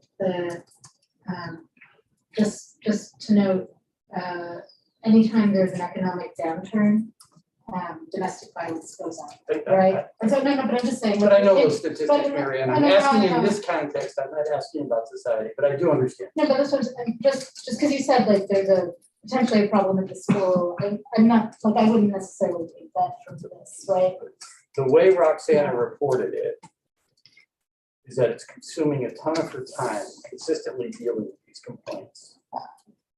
If it's really that level and it took so much of Dr. Hardy's time over the whatever year, then we should talk about seeing whether or not there's a cultural problem here that needs addressed through something bigger, rather than just responding to complaints. I'd rather cut it off at the head and stop the behavior.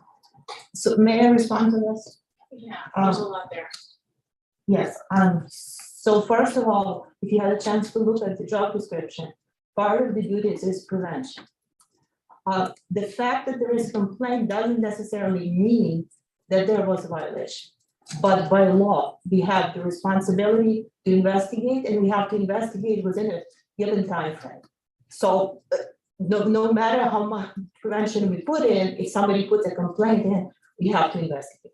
That there's just no way around it. Yes, I know. Well, I'm sorry, it didn't sound like that. In addition,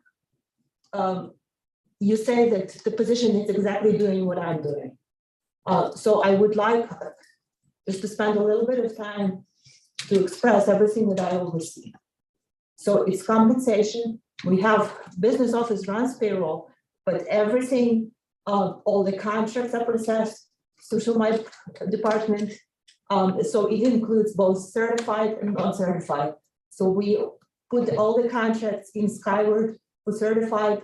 We also run Nova Time system, which is a clock system for all positions that are hourly positions. So everything that is presented goes to business services. All the benefits, all the different systems that we have for benefits. It's Employee Navigator, it's Blue Cross Blue Shield, it's Delta Dental, it's CRX, it's Zero Card, it's Hinge Health.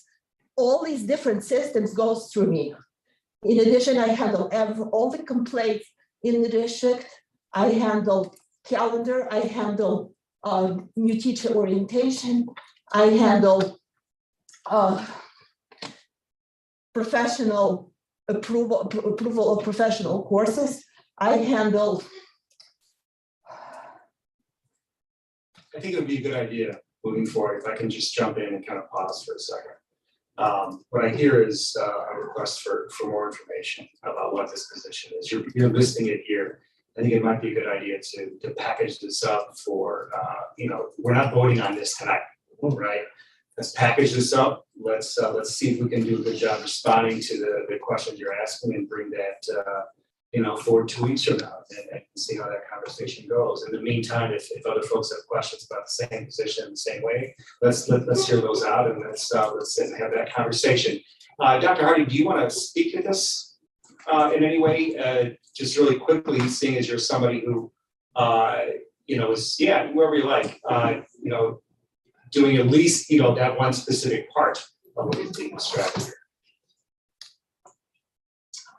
Just really get set up. I think it Hey, was. good evening. Oh, so sorry. Sorry, President. I didn't think you'd be that quick. But I think it'd be helpful to understand the structure of our human resources office, because over the years that it's been in office, it's been sort of, it could maybe use some more support, and so I think maybe understanding what positions are currently there and their roles can help us understand how this fits in. I'm sorry, Dr. Hardy, it's so good to see you, by the way. Thank you, you too. I wanted to address a road that we didn't travel all the way down just now. There is a balance that is very delicately done, but intentionally done when dealing with the Title IX cases. So I want to say, so that you know, the 99% of the cases that we are processing are students. And that's important to know because it adds a complexity to the discussion that was occurring at the table.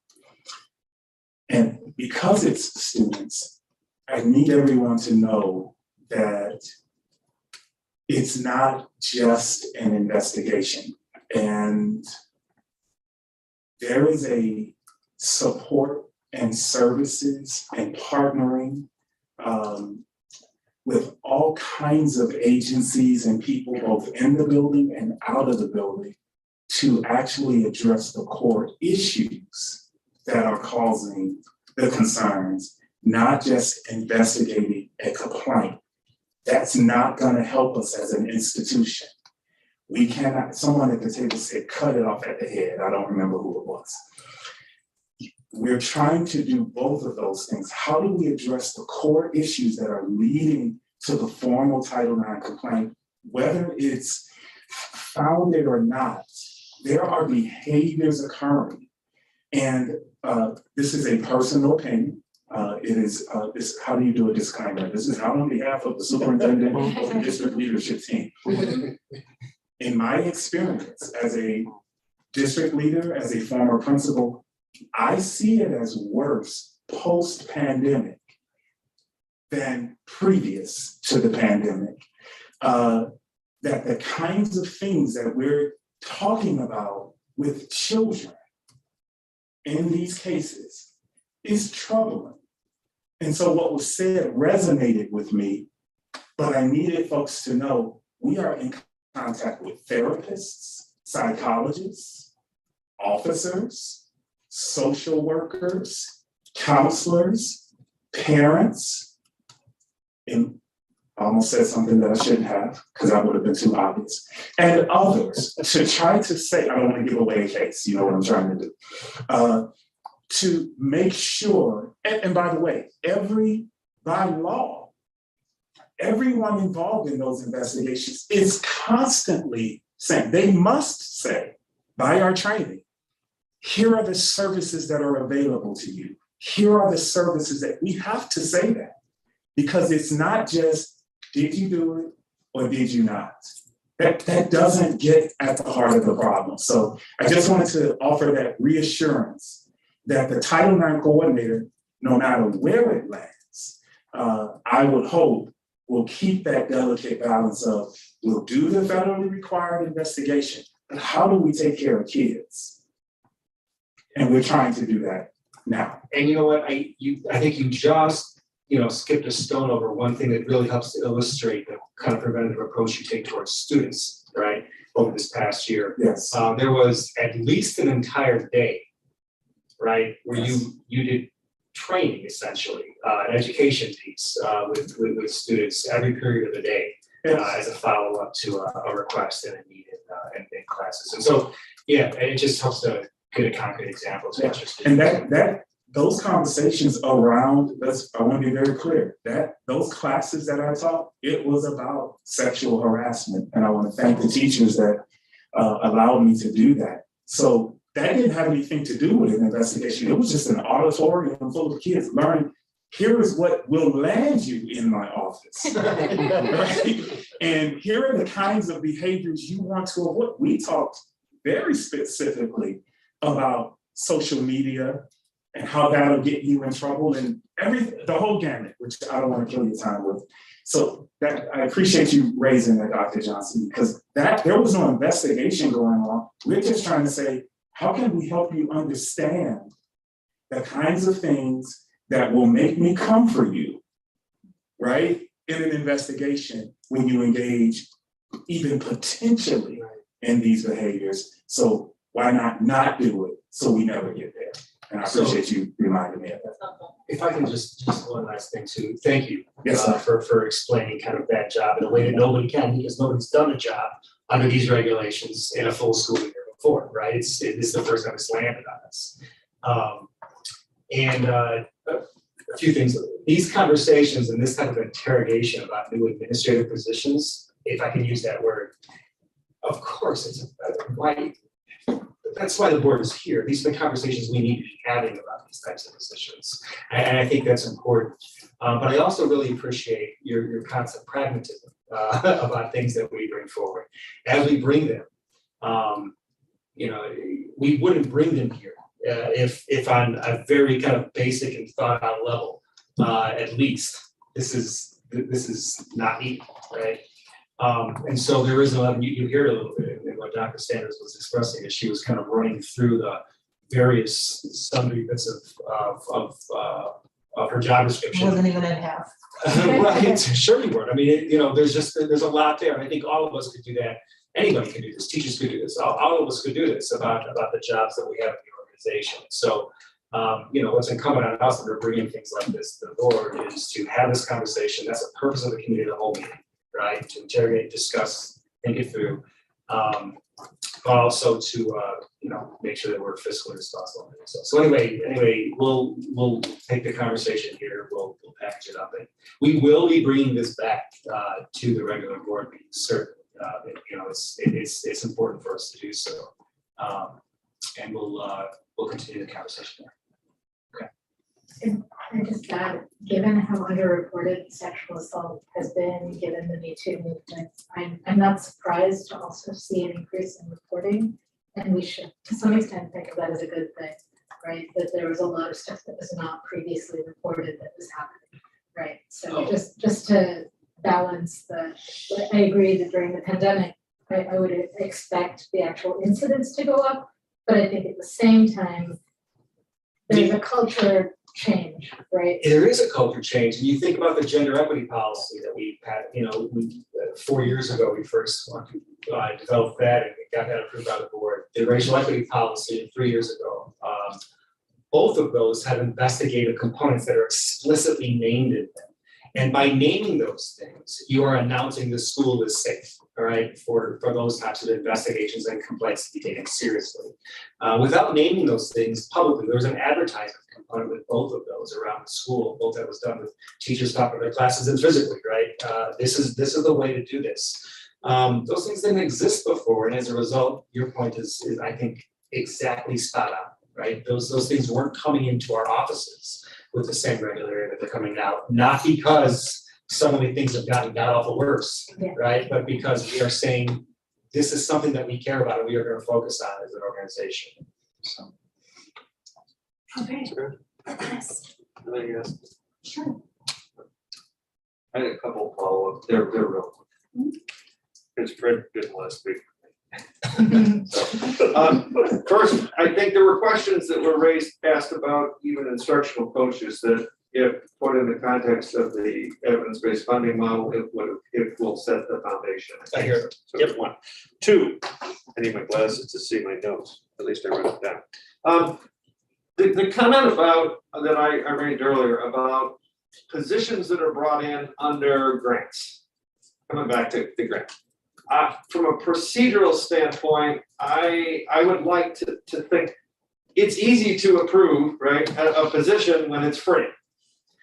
It's when it becomes a paid position or it costs the district that it matters.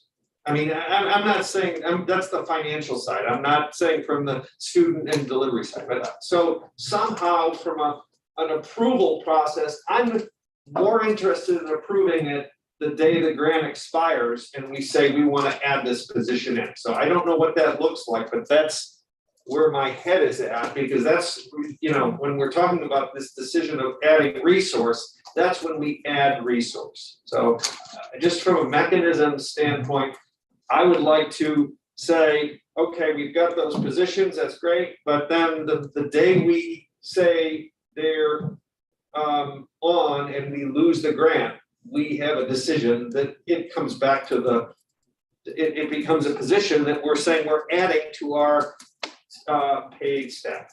Okay. And so that was number 2. And the third one is that it would be helpful with this presentation to provide some context of the denominator. In prior, when we used to get staffing requests, it was always because our student population is growing and right? I mean, it's about, we have more demand. So I would like to know in this, one of the key measures is what's our student population that we're using for the resources. If the answer is you could come to me and say, hey, we need the same amount of resources, but our student population dropped by 10%, right? So that piece would be helpful just in context. I know it's not just about enrollment, because when you get into special ed, it's a different need, but what's the denominator that you're weighing the resource against? Just in some context. I mean, I think it comes naturally when you look at the direct teachers, but I don't know. I mean, are we saying that this is a flat year, especially with all the pandemic and attrition, et cetera, et cetera? So that's just a thought. Okay. All right, and so I think we do have some enrollment projections for next year already. We do. I mean, we have our tallies for next year, and I mean, our student enrollment is, I don't know if it's immediate, but in your minds right now, probably not putting it on the spot, but it's fairly flat, based off of the tallies that we got in, 8th grade and so on and so forth. I have my notes. Yeah, and then I'm sorry, I didn't mean to put you on the spot. I meant more for next time when we talk about this again. Sure. Did we see a big drop during the pandemic as people told kids to send their kids to school? And we don't for next year as well. In fact, 2 of our grade levels are up, I think, in survey total. I got you right here. I knew you did. I knew you did. Our current freshman, 813, Yeah. incoming 838. So a larger size there. Our sophomore and junior population remaining relatively the same. Our senior population currently 868 is dipping next year to 827. To watch. So it's basically flat. I can't do the math. I mean, I'm just saying in the context of this, that's when we were in this growth of students, it was always our student growth is going up, we need more staff. Well, This is more extension services, right? That's exactly right. yes. That's exactly right. All right, well, thank you so much for your time this evening. Thank you. Thanks, everybody. We have next on our agenda for the CAL, remembering of course that we have a meeting after this. Maybe. Is new agenda items. I can get to where I'm supposed to be. So do we have future agenda items that have not been previously identified by board members? Read. Lost my screen. Are we have any from you? No. I don't have an agenda item, but I think it's a request for route for information. So you had mentioned that part of the evidence-based funding model showed like the point at which class size was impacting things, and you talked about it in one of the meetings. I don't know if you could send that data to the board. I would find that helpful. Right, I have But just a little bit. I have a snapshot on Yeah. the slide. It doesn't have all of them, but it's got most of That them, would and be it's great. got the interventionists on it. In the instructional coach and the class. All right, so I'm gonna move to adjourn the committee of the whole meeting this evening. Second. All in favor? Aye. Okay. Moving right along. Let me get out of this Zoom session here. No, stay in the Zoom. Yeah, no, it's the same. Thank I you. know, my Zoom is Zoom. I told you the meeting would go out with my tiki torch. No, but Right? it's hard You to done? leave before. The meeting ended. The magic All video. right. Lisa, are you still, are you Very ready? relaxed. Feeling You guys are Gonzalez, reconvening. you know. Let's get out of here. Good night, folks. Thanks for coming. All right, so I'd like to call to order the special board meeting on March 10th, 2022. It's 9:54 p.m. Lisa, could you please call the roll? Mr. Yuri, Here. Mr. Martieri, Here. Ms. Harris. Here. Maharaj, here. Mr. Arkin, Here. Ms. Spivey. And here, and I would just note for the public that we are meeting in real time, real life. We're not virtual right now. All right, so public comments. Do we have any public comments this evening? I don't see anybody in our audience. Okay, Tim. All right, action items. I move to approve the personnel recommendations, including new hires, transfers, leaves of absence, retirements, and resignations. Is there a second? Second. Lisa, could you please call the roll? Mr. Henry, Yes. Mr. Arkin, Yes. Mr. Martieri, Yes. Ms. Harris. Mr. Yes. Kowski. Dr. Maharaj. Yes. Ms. Spivey. Yes. All right, and move to adjourn. Second. Second. Yes. All in favor? Aye. All right, Capri, I hope you feel better.